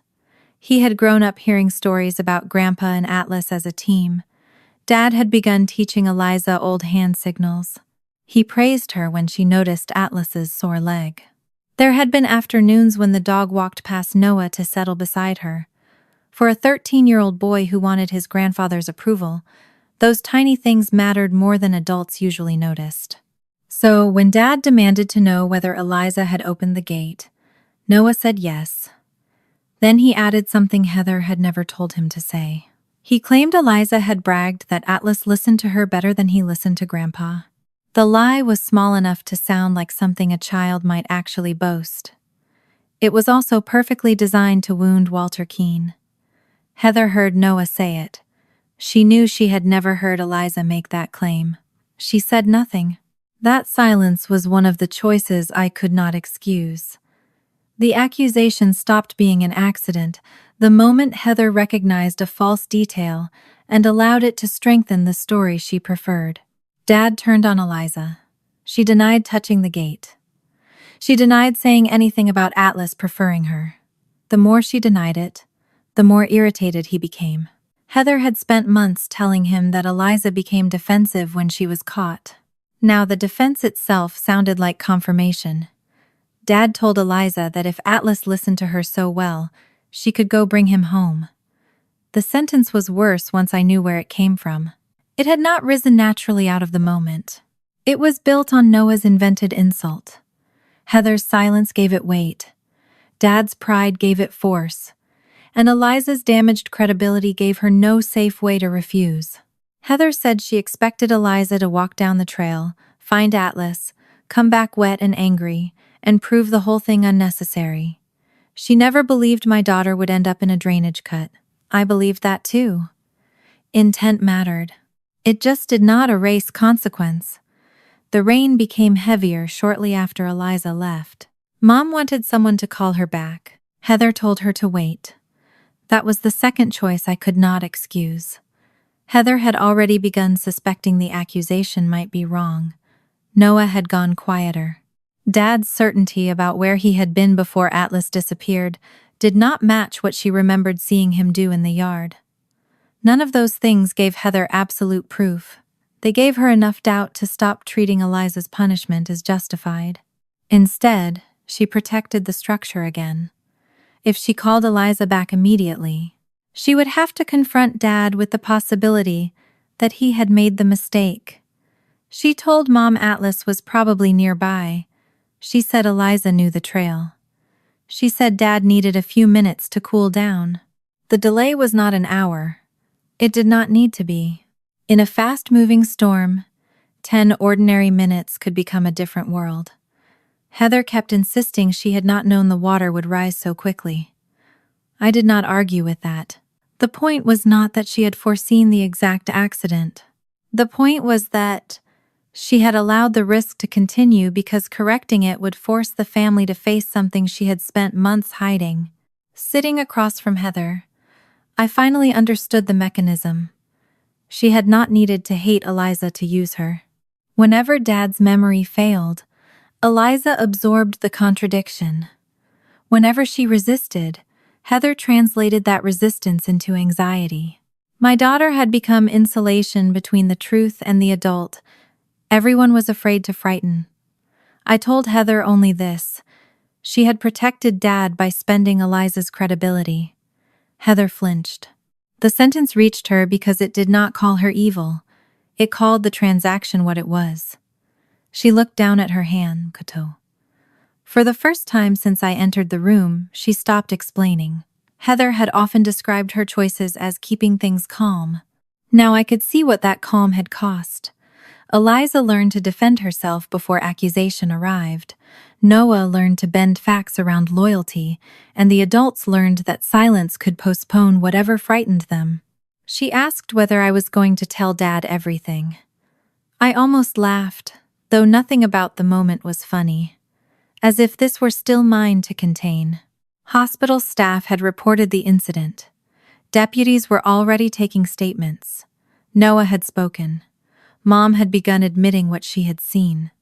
There was no family lid large enough to fit over what happened now. I told Heather I would not manage the truth for her. The words landed between us and stayed there. She rubbed both palms over her knees, the same way Noah did when he was frightened. For the first time, I could see exactly where he had learned that gesture. I left before the conversation became an argument. There was nothing useful left to debate. Heather had given me enough to understand the motive, but understanding did not create closure. It only made the betrayal more complicated. Heather had loved our father and been terrified of losing the version of him who once held her life together. She had convinced herself that preserving his confidence was kindness, then defended one compromise with another, until a child's truth became expendable whenever it threatened an adult's sense of himself. By the time the consequence arrived, the arrangement had felt normal to everyone inside it. When I reached Eliza's room, she was sleeping. The oxygen support had been reduced again.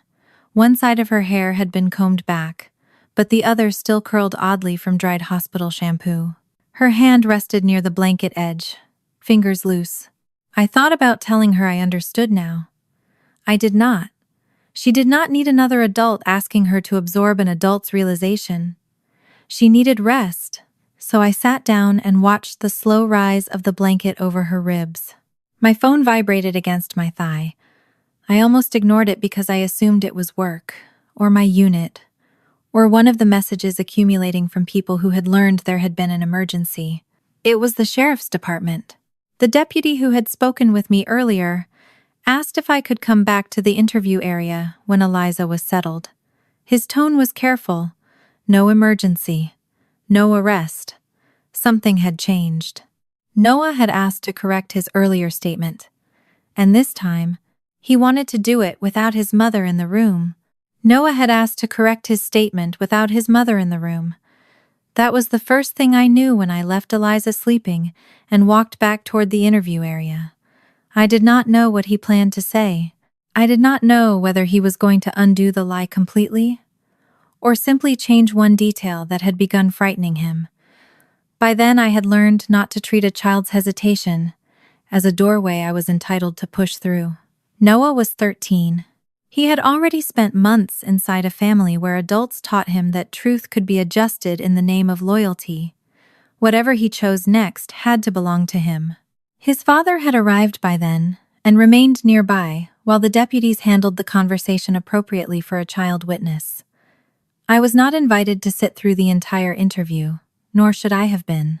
What I learned came afterward, when investigators clarified the portions that affected Eliza and when Noah himself eventually spoke to me. I did not need every word. The important parts were painfully simple. Noah formally admitted what part of me had already begun to suspect. He had seen Grandpa at the gate, had not seen Eliza touch the latch, and had said yes anyway when Dad demanded to know whether she opened it. He also owned the invented boast about Atlas, and admitted he knew it would make Walter angry. Heather had shaped what loyalty meant to him, but she had not put those exact words in his mouth. At 13, Noah could not have foreseen Eliza ending up half-conscious in floodwater, But he had known he was inventing something when he said it. When the deputy later summarized the correction for me, he did not describe Noah as defiant or evasive. The boy had cried once, stopped himself, and kept talking. Not because anyone threatened him. Because once he started separating what he had seen from what he had assumed, the rest of the story became impossible to keep tidy. His corrected account also fixed one detail the family had blurred. Seeing Eliza elsewhere in the yard was not the same as seeing her at the gate. Noah remembered the pause before he accused her, the instant when he knew the truthful answer should have been no. That was the choice he could not place on anyone else. He also admitted that, after Eliza went outside, he began regretting it almost immediately. The rain thickened. Eliza did not come back. He wanted to tell Grandpa the accusation might be wrong, but by then the lie had acquired adults around it. Dad had acted on it. Heather was defending the decision. Mom was anxious. Noah's confession would no longer be correcting one sentence. It would mean admitting that everything already happening rested on something he had invented. That frightened him. So he waited. There was no dramatic point where guilt transformed him into a different child. He simply kept watching the consequences grow larger than the lie. When Eliza still had not returned, he started asking whether someone should go after her. When the flash flood alert sounded, he stopped being worried about getting in trouble and started being afraid she might actually be hurt. By then, adults were moving, calling, searching, arguing about which section of the property she might have taken. His correction came too late to change that afternoon, but it did not come too late to matter now. Before the investigators moved on, I went back to Eliza and told her only what she needed to know. Noah had corrected his statement, and she did not have to prove the gate anymore. Her eyes stayed on my face for a second. Then her shoulders lowered against the pillow. She did not ask me to make anyone apologize. She just let the air out of her lungs slowly, as if one small job she had been carrying could finally be set down. The investigators spoke with Heather again after Noah corrected his statement. I was not present. I learned the critical difference afterward. By that point, Heather knew what Noah had said. She knew he had admitted he did not see Eliza touch the gate. She knew he had admitted inventing the comment about Atlas. And she still told investigators that she personally remembered seeing Eliza at the latch. It was the first time Heather's behavior crossed a line that could not be explained as an old family habit or a desperate attempt to preserve Dad's dignity. She was no longer smoothing a memory in the kitchen. She was speaking to law enforcement in an active investigation involving a seriously injured child, and she was supplying a fact that contradicted not only Noah's corrected statement, but the sequence she had given earlier. The deputies did not confront her theatrically. They did not march into the hall, announcing that she had been caught. They did what investigators do when accounts diverge. They documented the contradiction and kept asking precise questions. The effect was quieter and, for Heather, more dangerous. She could no longer control which version everyone carried away from the conversation. When she returned to the waiting area, her face was composed, but the skin around her mouth had gone pale. She did not come near me. She sat beside Mom, leaned forward and stared at the floor. The distance between us felt permanent in a way it had not before. Until then, some part of me had still been separating two versions of my sister, Heather before the storm and Heather after it. The caretaker who packed Mom's prescriptions and the woman who let Eliza's credibility absorb Dad's memory lapses, the sister who helped me when my schedule collapsed, and the woman who stayed silent when Noah used a lie to wound Dad's pride. Now the split disappeared. Heather had been given a new chance to tell the truth after Eliza survived. She had chosen control again. Dad's second account broke differently. He did not admit a lie. His certainty simply stopped holding its shape. When investigators asked him again about the sequence near the gate, he remembered Eliza being there. Then he said she had been near the mudroom. Later he said he believed he saw her by the fence. When asked what he had been carrying while preparing for the storm, He remembered the plastic cover but not the toolbox. When the gate itself came up, he became irritated and insisted he remembered checking it. The harder he tried to prove clarity, the more the timeline frayed. I watched some of this from a distance and heard the rest through the follow-up questions investigators asked me afterward. I did not need to see my father fail a memory test to understand what was happening. The problem was not that Dad could no longer function. He could. He knew who everyone was. He understood why deputies were talking to him. He understood that Eliza had been hurt because she had gone outside after he told her to. His memory was inconsistent. His sense of authority was not. He still described the decision as discipline. Still insisted he had expected Eliza to be gone only briefly. Still returned to the claim that she had become argumentative. I kept hearing the same instinct beneath everything else. If his memory and Eliza's memory conflicted, he was more willing to question the child than himself. That was not a neurological symptom anyone could measure for me. That was pride. The distinction became even more important when the child welfare side of the situation moved forward. The hospital report had already triggered a DFCS assessment. By the next stage, the issue was no longer limited to who opened the gate. Eliza had been injured while under the care of adults I had formerly trusted with her. A caregiver had deliberately sent her outside during dangerous weather as punishment. Other adults had delayed reversing the decision, even as conditions worsened. The immediate safety response was straightforward. While the assessment continued, Dad, Heather, and Mom would not be alone with Eliza. The restriction hurt Mom the most visibly. She had not ordered Eliza outside. She had not accused her of opening the gate. She had not coached Noah. But she had been part of the caregiving environment, and she had already admitted that she allowed Heather to manage Dad's lapses rather than tell me the truth. I agreed to the boundary immediately. Mom looked at me across the hospital family room as though I had made a personal judgment about her. I had not. That was one of the first lessons I took from what happened. Safety did not have to wait until everybody agreed on blame.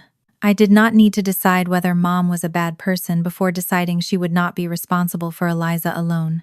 I did not need Dad to admit he was wrong before removing his authority over my daughter. I did not need Heather to understand the damage she had caused before refusing to leave her in a position to cause more. The plan was temporary, while the agencies evaluated what came next. But the change in me was not. For years, I had treated family roles as qualifications. Mom was grandma, so she belonged on the family care plan. Heather was my sister and lived nearby, so she was the natural backup. Dad had spent a lifetime protecting people, so I assumed protection was part of his character even when his temper irritated me. Now I understood that titles described relationships. They did not certify safety. That realization became important a few hours later, when Mom asked me to consider how much Dad had already lost. She did not ask me to lie. She was too careful for that. She reminded me that Dad had spent years helping the county, that one catastrophic mistake should not erase his entire life, and that if investigators believed his memory was changing, they might take away driving, independence, the remaining pieces of work he still did around the community. Listening to her, I could hear Heather's fear living in a softer voice. The request was not to invent facts. It was to choose which facts mattered most. Call it an accident. Emphasize that no one meant for Eliza to be hurt. Tell everyone Dad thought the storm was still manageable. Keep the family problem inside the family where possible. That was exactly how this system had survived for months. Nobody had needed to tell direct lies at first. They only had to arrange true statements until the uncomfortable truth disappeared behind them. I looked through the glass toward Eliza's room. She was awake, watching a muted television without really following it. Every so often she coughed, pressed one hand lightly against her ribs, and waited for the discomfort to pass. I thought about the first thing she had tried to say when she woke. I didn't. She had been fighting to get one fact into the room, and the adults around her were still deciding whether facts should be edited for kindness. I told Mom I would not do that. I would not tell investigators Dad wanted Eliza hurt, because I did not believe that was true. I would not claim Heather planned the accident, because I did not believe that either. I would tell them Dad intentionally sent Eliza outside as punishment. I would tell them the weather was already dangerous. I would tell them the family knew there were reasons to question his memory and hid that from me. I would tell them Heather had repeatedly taught Noah and the rest of us to protect Dad's version of events. I would tell them the search did not begin as quickly as it should have, because too many people were still defending the discipline instead of correcting it. Truth did not need embellishment. It had nearly killed my daughter without any. Mom lowered her eyes. She did not argue after that. Later, Dad complained that Heather had been helping him keep things straight for months. Appointments, paperwork, the moments Mom supposedly overreacted when he forgot something. To him, that help proved he was functioning. To me, it confirmed that the adjustments around his memory predated the storm, and that I had been kept far enough outside them for my family care plan to remain unchanged. No single person had designed the whole system, but every adult had helped it continue, and Eliza had paid for the convenience. By the end of that day, Noah looked different to me than he had in the ER the night before. Not innocent, not forgiven, different. He asked whether he could see Eliza. I told him not yet. His face crumpled for half a second before he nodded. He did not demand to explain himself to her. He did not ask me to tell her he was sorry. He did not say his mother made him do it. That restraint was the first evidence I saw that his correction might be more than fear of consequences. He accepted that telling the truth did not earn immediate access to the person he had harmed. I hoped he would remember that longer than he remembered the punishment. Heather was not learning the same lesson. Her false statement had created a new problem for investigators because it forced them to determine whether she was confused, mistaken, or knowingly supplying false information. Her earlier behavior could still be argued about in terms of judgment and motive. This was narrower. Either she saw Eliza at the latch, or she did not. And multiple accounts were now moving away from her version. Noah had corrected himself. Mom could not place Eliza at the gate. Dad's own timeline was unstable. Eliza had consistently denied touching it. Heather had chosen the one account that preserved Dad's innocence most completely. Her fatal flaw had become visible. When reality threatened the version she needed, she did not adapt. She managed harder. That same evening, one of the deputies asked to speak with me again. The conversation was brief and mostly procedural. They were still gathering facts. No charging decision had been made. DFCS had its own process. Medical records and responder accounts would need to be reviewed. Nobody was promising me an outcome. I appreciated that. After 2 days of people speaking with too much certainty, cautious language felt almost honest enough to touch. Then the deputy said something that changed the scale of what I believed we were dealing with. The investigation was no longer focused only on determining who had opened the gate. That question still mattered, but it was not the only question anymore. Eliza's injuries had resulted from what happened afterward.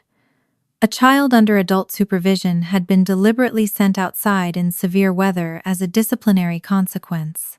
Her return had not been demanded when the risk increased. A search had been delayed, while the adults responsible remained committed to a version of events that was already showing serious problems. And now investigators had conflicting statements that might themselves require separate review. He did not tell me anyone was going to prison. He did not name charges. He did not promise an arrest. He told me only that the case could not be closed as a private family accident, simply because everyone involved had once believed that was the most comfortable description. I stood in the corridor after he walked away and looked through the window at my father. Dad was sitting alone, hands folded between his knees. For the first time in my life, nobody was asking Walter Keene how he wanted the story told. And for the first time since the storm, the question was no longer whether my family could forgive one terrible mistake. It was whether the law would decide. The possibility of criminal charges changed the atmosphere around my family, but it did not answer the question that had been following me since the hospital. How much of what Dad had done belonged to the changes happening inside his brain? And how much belonged to the man he had always been? For several days, I hated that question. It felt disloyal to Eliza even to ask it. I could still see her under the warming blankets, trying to force the words I didn't through an oxygen mask. I could still picture the raw pads of Atlas's feet and the streaks of mud the nurses had missed beneath my daughter's fingernails. Every time someone mentioned Dad's memory, some protective part of me wanted to push the conversation back toward the one fact that seemed immune to explanation. He had sent her outside. Whatever else had been forgotten, that had happened. But anger did not make the medical question disappear. If anything, the investigation made avoiding it impossible. Dad's statements had shifted enough that his attorney, the investigators, and eventually our family physician all had reason to ask whether something more than ordinary stress was happening. Mom had already admitted the missed turns, the repeated questions, the misplaced objects. Heather's months of quietly correcting his world had created its own record, even if none of us had treated it as one at the time. Dad agreed to a neurocognitive evaluation reluctantly. He did not suddenly become confused about where he was or fail to recognize us. There was nothing cinematic about it. He still managed his own basic routines. He could discuss what had happened, understand why law enforcement was involved, and argue with anyone who suggested he needed help. The problem was subtler and, in some ways, harder for him to accept. The evaluation found measurable problems with recent memory and some areas of executive function consistent with early mild cognitive impairment. The recommendation was follow-up, closer monitoring, and caution around responsibilities, where forgetting a sequence or misjudging risk could affect someone else. It was not a declaration that my father no longer knew right from wrong. It was not a medical eraser laid over everything that had happened. Dad heard the diagnosis as an accusation. Mom heard it as confirmation of the things she had been afraid to name. Heather heard it as proof that everyone had overreacted by forcing the issue. I heard all three reactions and kept thinking about Eliza. By then, she had been discharged from the hospital and was recovering at home with me. Her concussion symptoms still required rest. A respiratory follow-up was scheduled because of the water she had aspirated, and she tired much faster than she admitted. Some afternoons, she would make it halfway through telling me something, stop, and stare at the floor as though annoyed that her body had interrupted her. The storm had also changed ordinary questions. That became clearer once we were home. One afternoon, I could not find a charging cable I usually kept beside the kitchen counter. Without thinking, I asked whether Eliza had moved it. Her reaction came before mine. She straightened in her chair and began explaining that she had been upstairs most of the afternoon, that she had come down around 4 to 10 for water, that Atlas was not there to see her because he was still recovering at the veterinary clinic. But I could ask. I stopped looking for the cable. The words kept coming for another second before she noticed my face. I told her I believed her. She went quiet. Then she looked embarrassed, which somehow hurt worse than the panic. She had learned to produce an alibi before she knew whether she was being accused. That was what I carried into every conversation about Dad's diagnosis. I could feel compassion for a man beginning to lose confidence in his own memory. I could understand why that frightened him. I could even understand why being corrected by a child became increasingly threatening when some part of him may already have sensed that his mind was changing. None of that changed what happened to the child. Our family had spent months treating truth as though only one version could survive. Dad's impairment could matter without erasing his responsibility. I no longer needed every other person's failure summarized into the same equation. Mom understood that before Dad did. A week after the evaluation, she came to my house without Heather. That alone told me something had changed. For years, Heather had become the unofficial administrative center of my parents' lives. If Mom needed to reschedule something, Heather did it.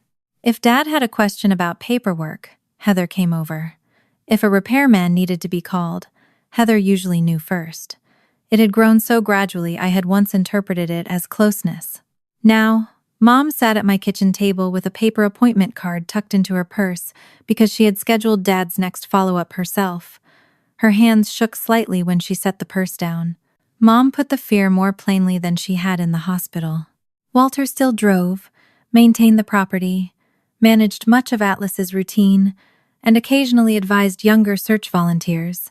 Naming his decline, she feared, would strip those pieces away, one at a time. Heather had offered a way to postpone that reckoning by watching appointments, stepping in when needed, and smoothing over mistakes. For a while, the household kept functioning, which made denial feel like success. I listened while Mom described the practical details of denial, and I understood why it had been so seductive. Disaster did not begin with anyone deciding to sacrifice Eliza. It began with adults congratulating themselves for keeping things normal. I asked Mom one question: "And who was watching Eliza?" She lowered her head. That was the problem Heather's arrangement could never answer. She had promised to watch Dad. Mom had promised herself Heather would watch Dad. Dad had been allowed to keep acting as though he needed no watching. But when his memory and an 11-year-old's memory collided, everyone in the system had been trained to preserve him. No one had been assigned to preserve her. Mom pressed her fingertips against the edge of the table. She said nothing for a long time. I did not rescue her from the silence. She had spent months asking Eliza to let things go, because silence kept adults comfortable. For once, discomfort belonged to the right person. Heather still saw the situation differently. Our next conversation was shorter than the one in the hospital because by then I understood that explaining more did not necessarily mean learning more. She had begun defending one particular fear. If she had told me how concerned she was about Dad months earlier, I would have taken over. She did not mean financially. She did not mean I would have moved into my parents' house and ordered everyone around.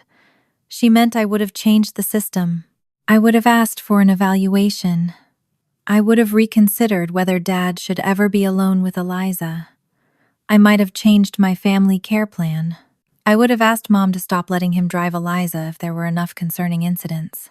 I would have forced decisions before Heather felt ready for them. In her mind, that was taking over. It was only then that I understood the deepest part of what my sister had been protecting. Not Dad. Not entirely. She had been protecting her position as the person who could keep reality from changing. Heather needed to believe that if she organized enough, reminded enough, redirected enough, she could hold our father at the exact point before his decline became real. Heather had answered each threat to the old order with management. Put the object back. Reassure Mom. Teach Noah discretion. Reinterpret Eliza's contradiction. The storm was the first reality that moved faster than she could organize it. I did not think she had consciously recognized that even then. She kept talking as though the tragedy proved she should have managed the situation better, not that the entire idea of managing truth had been wrong. Even her regrets kept Heather at the center. She should have called Eliza back sooner, checked the gate herself, talked Dad down, pressed Noah harder. What she still struggled to admit was that safety had required less control, not more letting Dad be wrong, letting Noah contradict him, and letting me know the support system had changed. The legal process moved more slowly.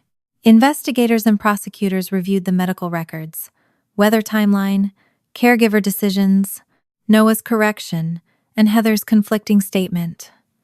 For Dad, the question was no longer whether he had wanted Eliza injured. He had not. But whether deliberately sending a child into dangerous weather as punishment crossed the line from terrible judgment into criminal conduct. Heather's exposure was narrower and increasingly concrete. After Noah corrected himself, she had told investigators she personally saw Eliza at the latch. Everyone else's certainty was shrinking while hers grew. Consequences had also begun arriving before any court decision. Dad was not permitted to care for Eliza alone. That safety boundary was already in place. His evaluation also changed how the family handled Atlas. The dog was still legally. Dad's ownership had transferred to him when Atlas retired, but until Dad's functioning and care plan were clearer, others handled more of Atlas's routine. Dad hated that. I knew, because Mom told me he had snapped the first time someone reminded him of the dog's medication schedule. Then he checked the medication himself and discovered it had already been given. A month earlier, Heather would probably have moved the bottle and told him nothing unusual had happened. This time, Mom left it where it was. Dad had to sit with the uncertainty. That small change caused more friction than I expected. It also felt healthier than all the peace we had manufactured before. The search and rescue community around Dad reacted quietly. No newspaper story ran declaring him disgraced. Nobody posted a video condemning him. Men and women who had worked searches with him over the years did not suddenly pretend his past service had never mattered. They simply stopped asking for his help. One volunteer who used to call Dad whenever the county ran a training scenario began contacting someone else. Another stopped by once, brought food, stayed 20 minutes, and never mentioned the next exercise. Dad noticed. Of course he noticed. His whole life had been built around being useful. Now nobody said he was useless. They just stopped placing responsibility in his hands. It was the exact consequence Heather had spent months trying to prevent, and her efforts had accelerated it. Her own role began shrinking too. Mom stopped routing every appointment through her. She asked the clinic questions herself. When paperwork became confusing, she contacted the office rather than calling Heather automatically. A neighbor helped with one errand. Dad's physician connected them with resources Heather had previously insisted they did not need. None of it was punishment I imposed. Once trust broke, the family began building around Dad's actual needs, instead of around Heather's ability to make him look unchanged. She called Mom more often. Mom relied on her less. The secrecy intended to preserve Dad's independence had brought his limitations under closer scrutiny, while the information Heather once controlled was no longer trusted in the same way. Dad seemed to understand his own consequences, only in fragments. He remained angry with Heather, angry with Mom, angry with doctors, angry with the deputies, and sometimes angry with me. Anger was easier than fear for him. I recognized that because it had been true long before any cognitive problem began. Eventually he asked to speak with me alone. We met at my parents' house while Mom was nearby. I had not brought Eliza. The safety plan made that decision simple, and even without it I would not have brought her. The rear gate had been repaired. A new latch shone against weathered wood. I hated looking at it. Dad sat at the kitchen table with both hands wrapped around a coffee mug. Atlas was still away recovering, and without the dog sleeping near his chair, the room seemed oddly unfinished. Dad looked older than he had in the hospital, not because his face had changed, because I was no longer arranging what I saw into the version of him I preferred. He asked me for one thing, not to change my statement, not to deny the storm, not to say Eliza had opened the gate. He wanted me to tell the prosecutor that he never meant to hurt her. There was something almost childlike in the request, though Dad's voice remained controlled. He needed that sentence to survive somewhere. I thought about it carefully. Then I told him I would say it if I was asked because I believed it was true. His shoulders lowered. I was not finished. I'll also say you meant to send her out. The relief left his face. I kept my voice quiet. There was nothing to fight about. Both statements were true. He had not intended for Eliza to be injured. He had intentionally sent her outside. He had not intended for water to rise. He had intentionally made finding Atlas part of her punishment. He had not intended for her to nearly stop breathing. He had intentionally chosen authority over verification. The space between intention and consequence did not belong to him alone. That was where responsibility lived. Dad looked down into his coffee. For once, he did not tell me. I remembered it wrong.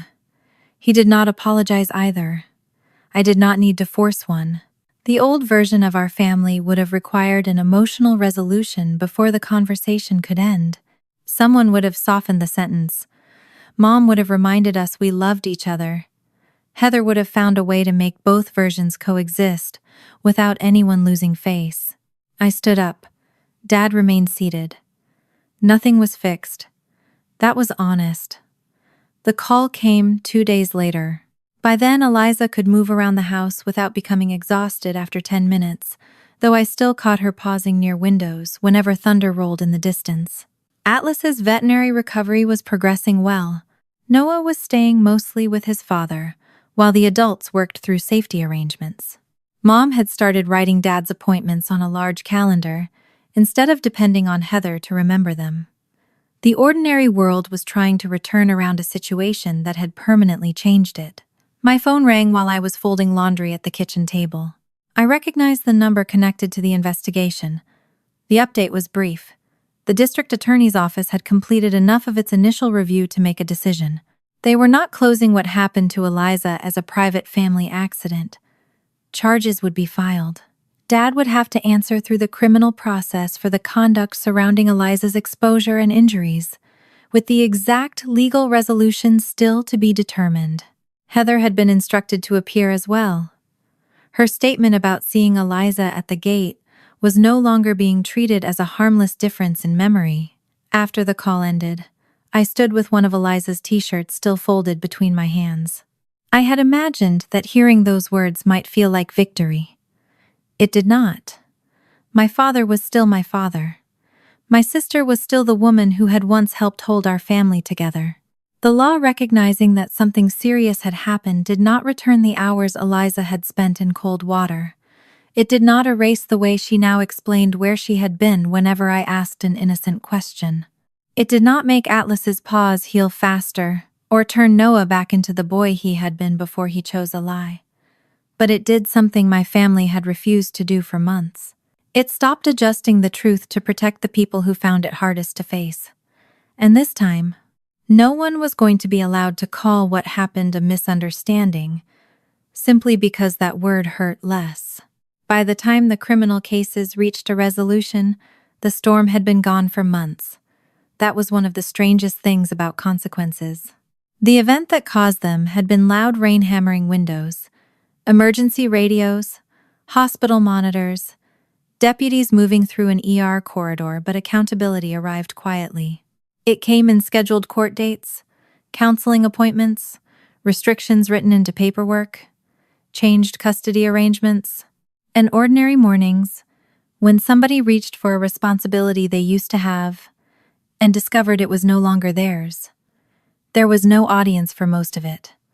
No television crew waited outside the courthouse. Nobody gathered relatives into a room to watch my father humiliated. Heather did not become the subject of some viral post. There was no moment when a crowd applauded because my family had finally been punished. I was grateful for that. What happened to Eliza had already been turned into too many versions by too many people. I did not want justice to become another performance. Dad's cognitive evaluation mattered to the court as context and future risk information, but it did not erase the conduct that put Eliza outside. The prosecution did not claim he intended to nearly kill her. It focused on the choice he actually made as one of the adults responsible for her. His case resolved through a negotiated plea. Dad accepted criminal responsibility for conduct arising from the decision that exposed Eliza to serious risk, received a real but limited custodial sanction, then supervised probation with no unsupervised contact with Eliza. His medical follow-up remained a care issue, not a punishment.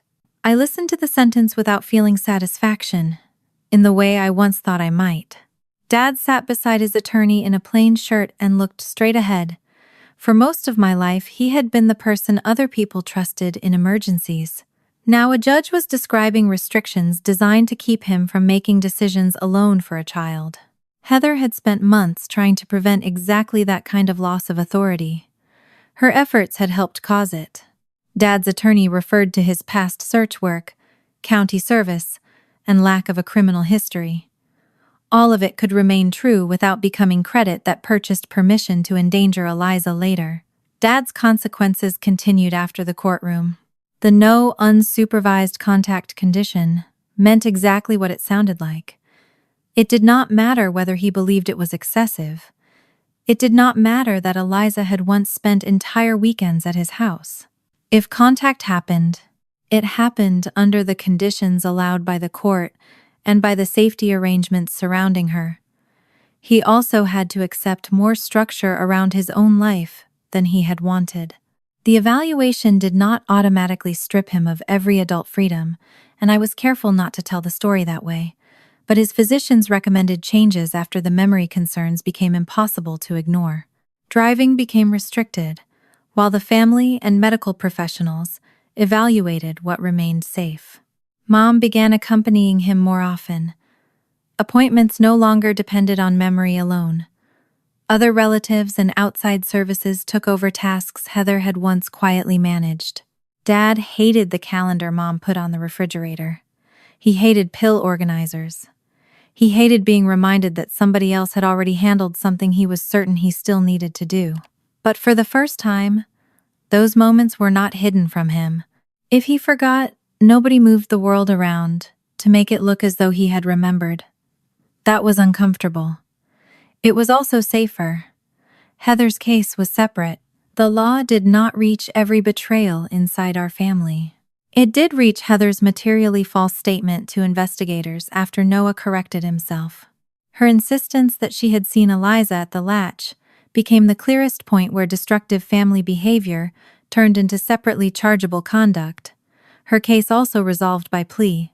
She left with a criminal conviction, supervised probation, financial penalties, and court-imposed conditions that made it impossible for her to keep pretending the investigation had mistaken family concern for wrongdoing.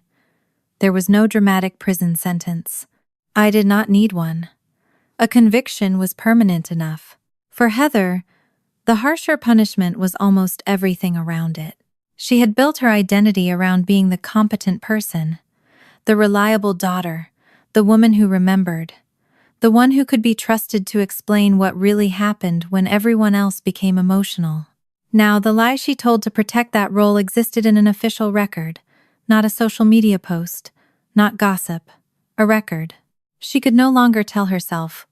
The entire disaster had resulted from Morgan overreacting, Eliza becoming anxious, or Noah misunderstanding his mother. She had been given the opportunity to tell the truth after the storm. She chose another version. That choice belonged to her. Noah was treated differently, as he should have been. Nobody pretended his lie had not mattered. But the adults handling the case understood the difference between a 13-year-old who had made a serious moral choice under parental influence and the grown woman who continued the deception after a child nearly died. He was not treated as an adult accomplice. He got counseling.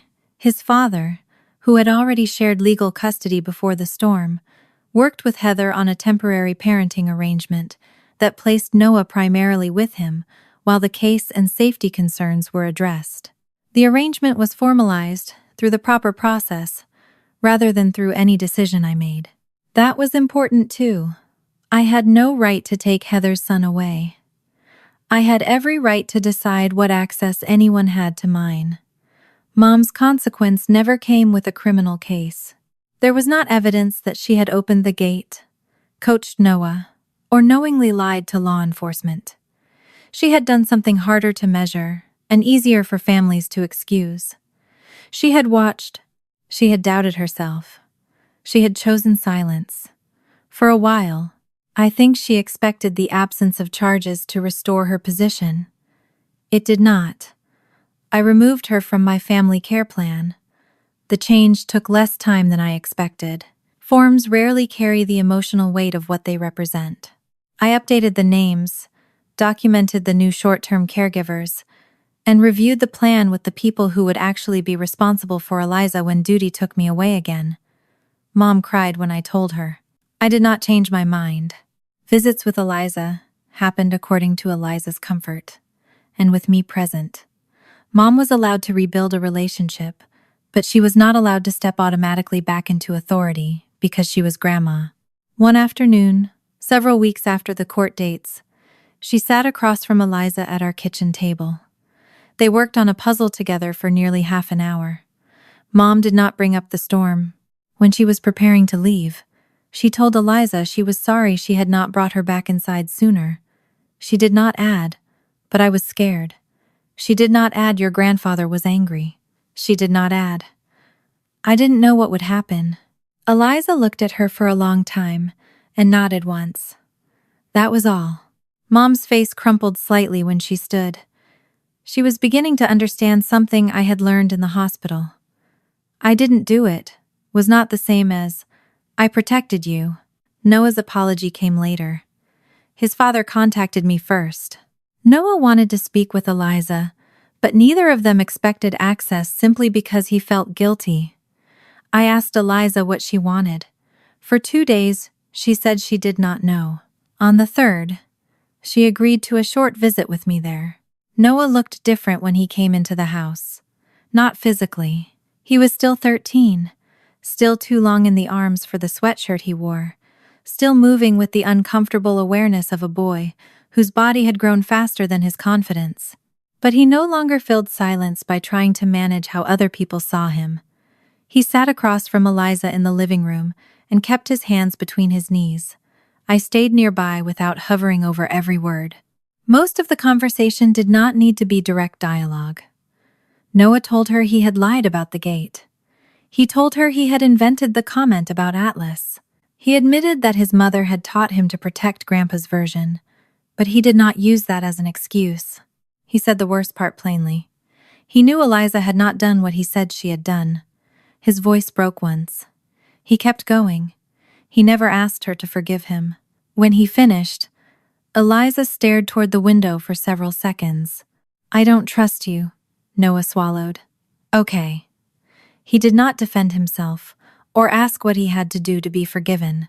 A few minutes later, Eliza went upstairs and Noah left, without trying to turn confession into access. Dad's relationship with Atlas became its own quiet consequence. The county had transferred legal ownership of Atlas to him when the dog retired. Dad had spent years caring for him after active work ended. Everyone in the family knew the dog was his. That made what happened next matter. Atlas recovered more slowly than Eliza wanted. His paw injuries healed, but the extended exertion aggravated the stiffness in his rear leg.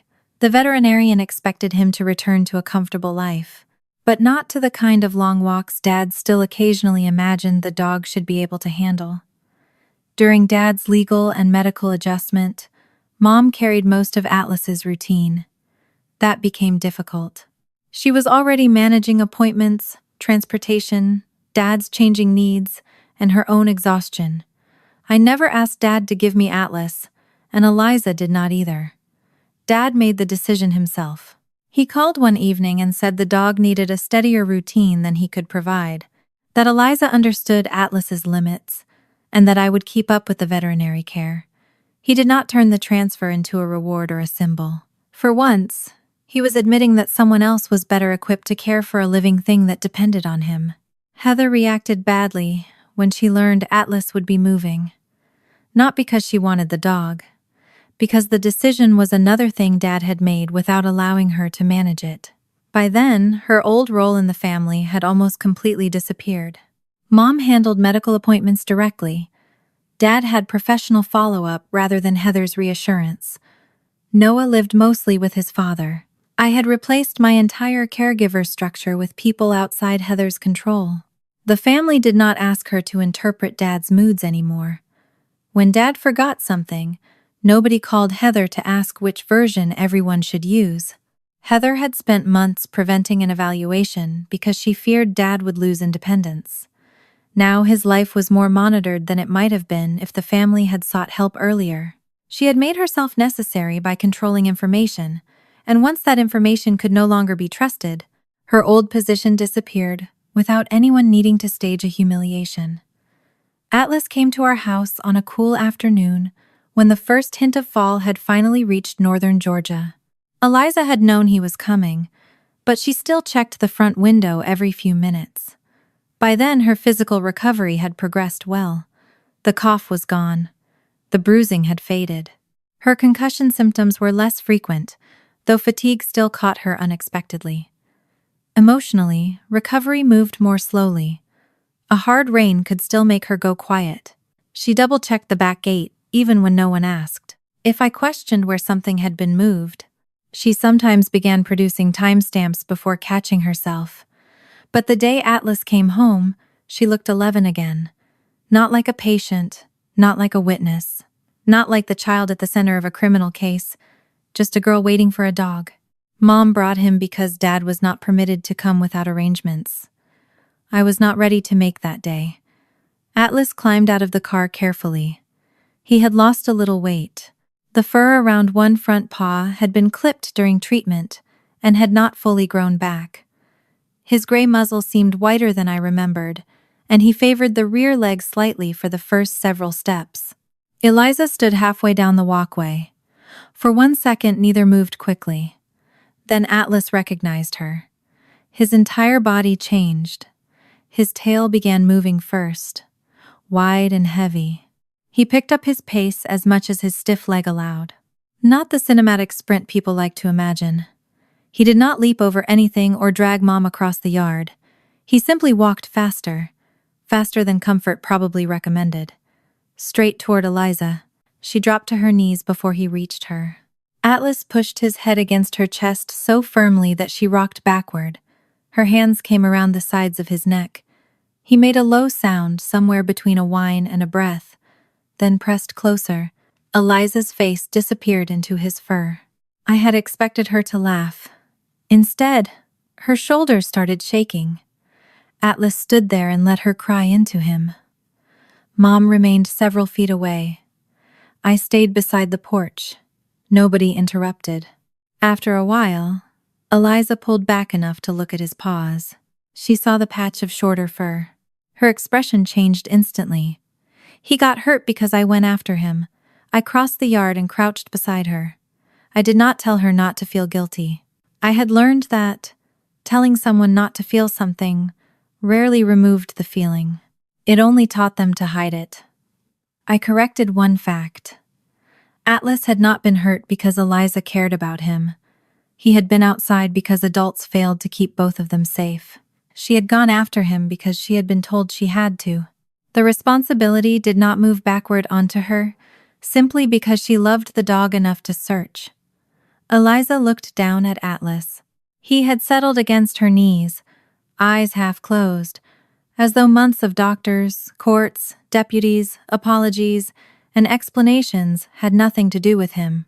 His only concern seemed to be maintaining maximum physical contact with the child in front of him.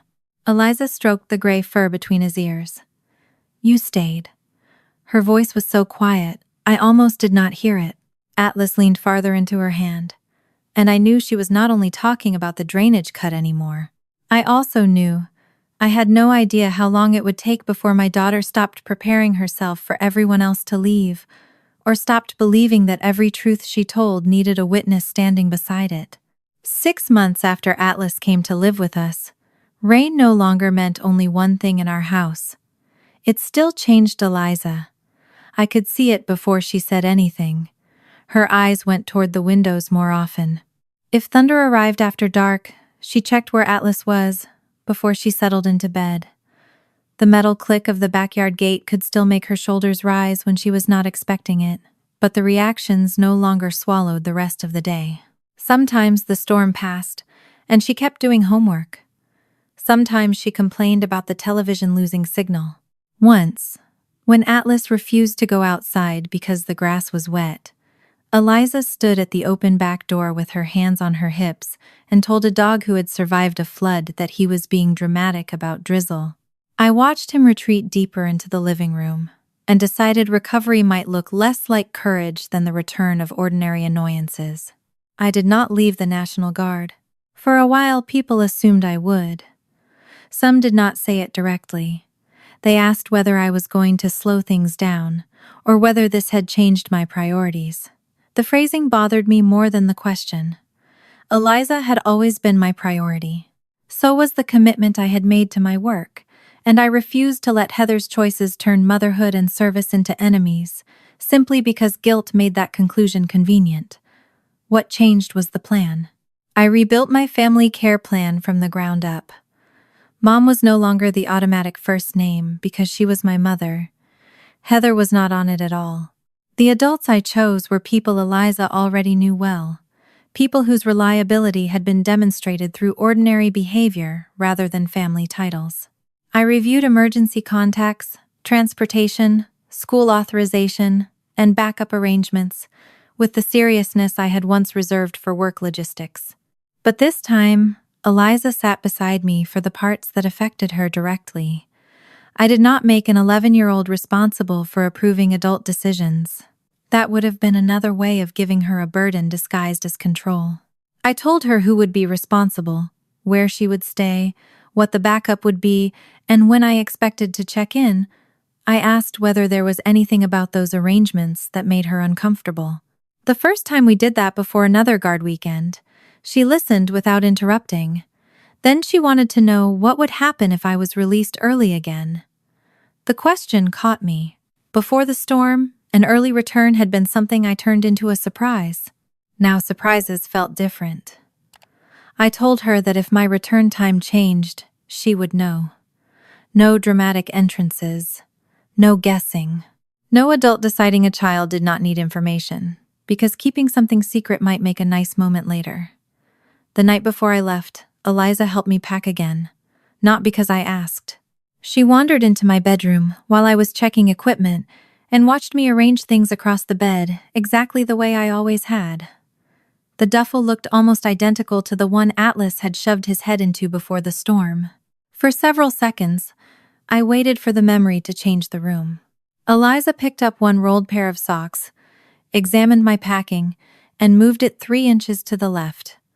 Apparently, I had violated her system.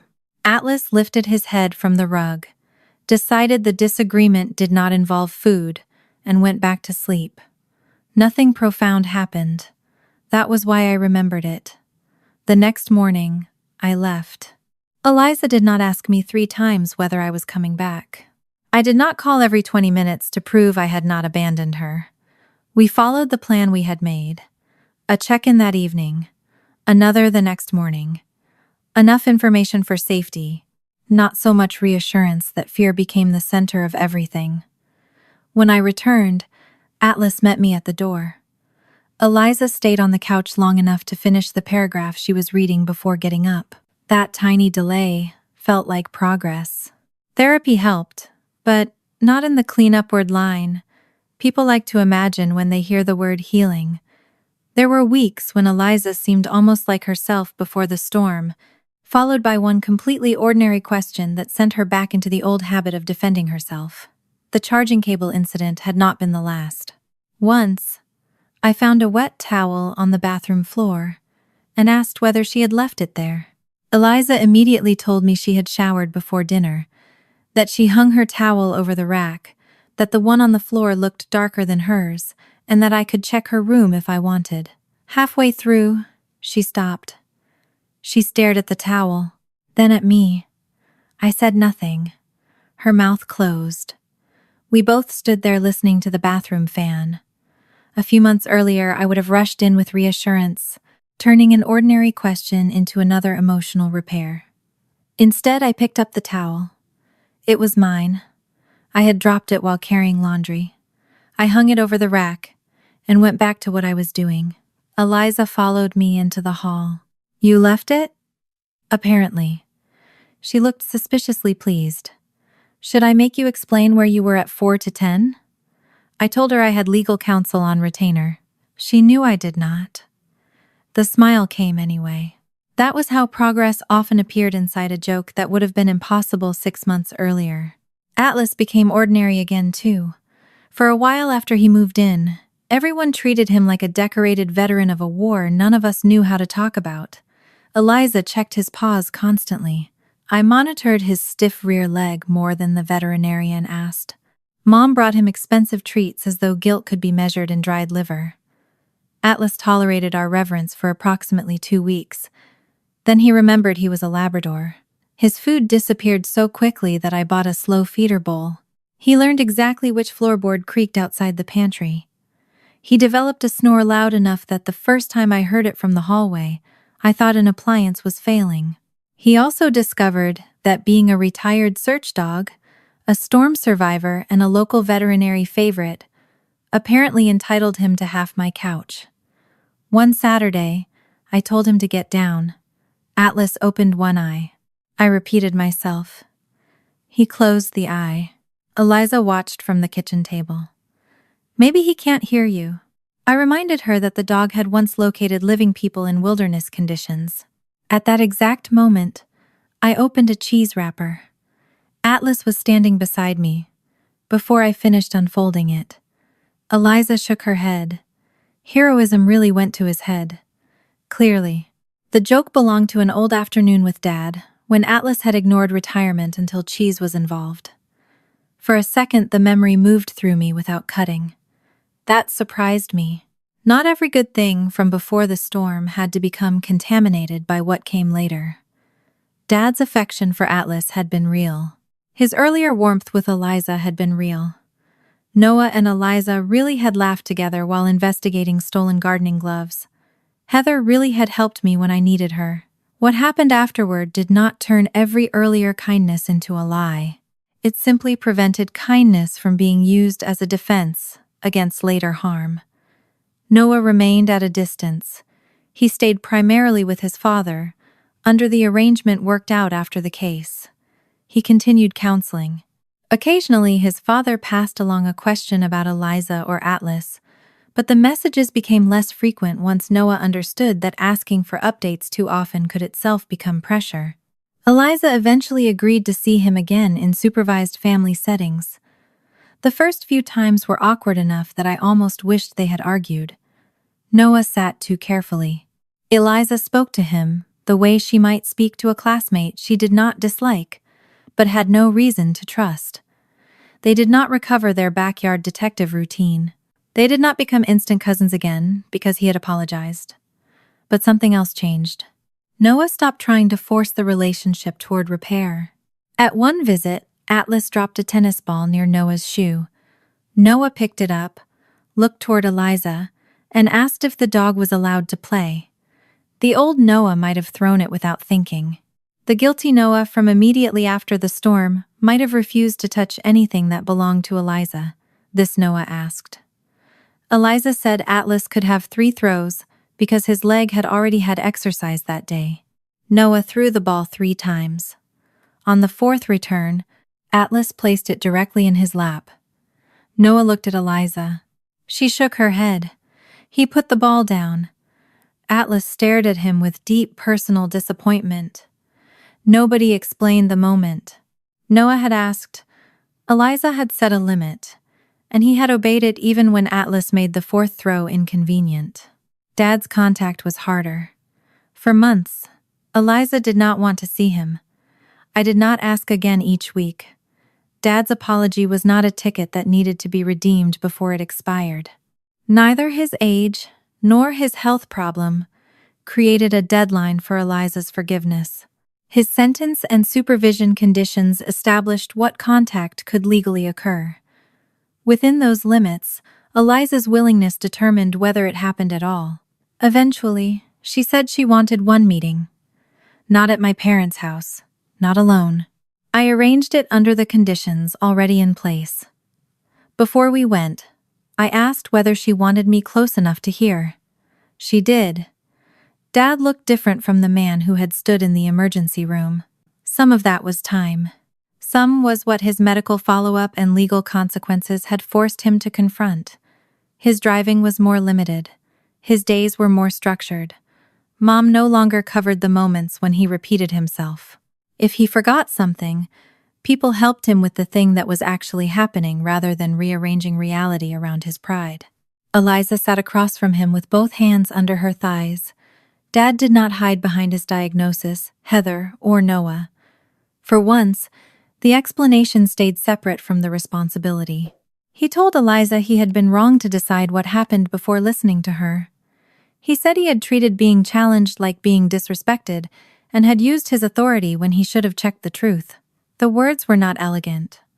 I was glad. A polished apology from Dad would have sounded like somebody else had written it. Eliza stared at the floor for a while. Then she said the only thing she wanted him to know. I'm still scared when people don't believe me. Dad's face tightened. He nodded. He did not tell her she should not be scared, or promise that fear would disappear.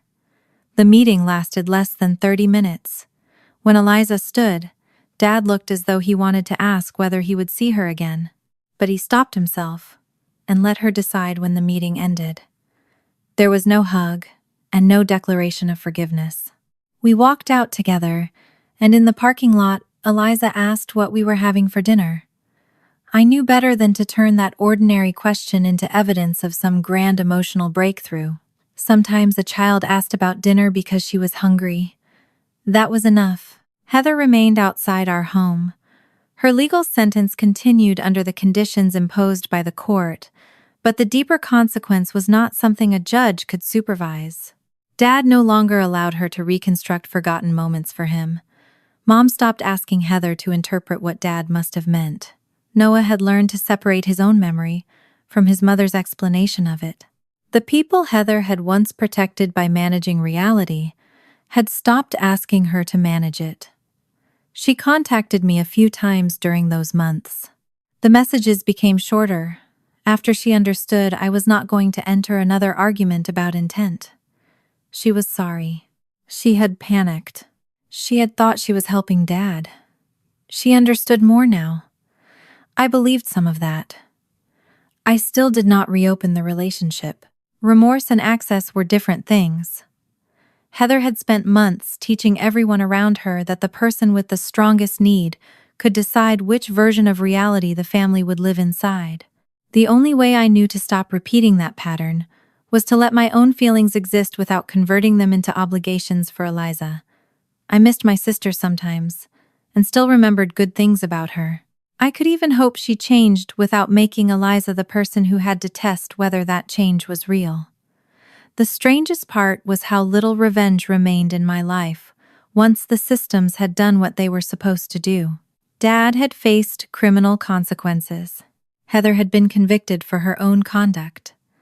Mom had lost the automatic caregiving role she once assumed was permanent. Noah lived with the knowledge that one lie could outgrow its intention. Nobody needed me to punish them again each morning. My work was smaller and harder. Pack lunch. Check Atlas's medication. Go to work. Show up for Eliza's appointments. Leave for guard duty when I was scheduled. Come home when I said I would. Ask questions without turning them into accusations. Believe answers without demanding performances. Ordinary things. That was where the damage had happened in the first place. So ordinary things were where some of it had to be repaired. By spring, the backyard gate had lost most of its power. For months, Eliza checked it every night. Once before bed, then again 5 minutes later. Sometimes she took Atlas with her, though he seemed more interested in smelling the fence line than confirming security. I never told her to stop. Eventually, she forgot once. I noticed because I had gone outside to bring in a package and saw the latch untouched since dinner. I stood there for several seconds with my hand over the metal. Then I went inside. The next morning, Eliza realized she had not checked it. She looked alarmed at first. Then she looked toward the window. Atlas was asleep in a rectangle of sunlight. The gate had remained closed.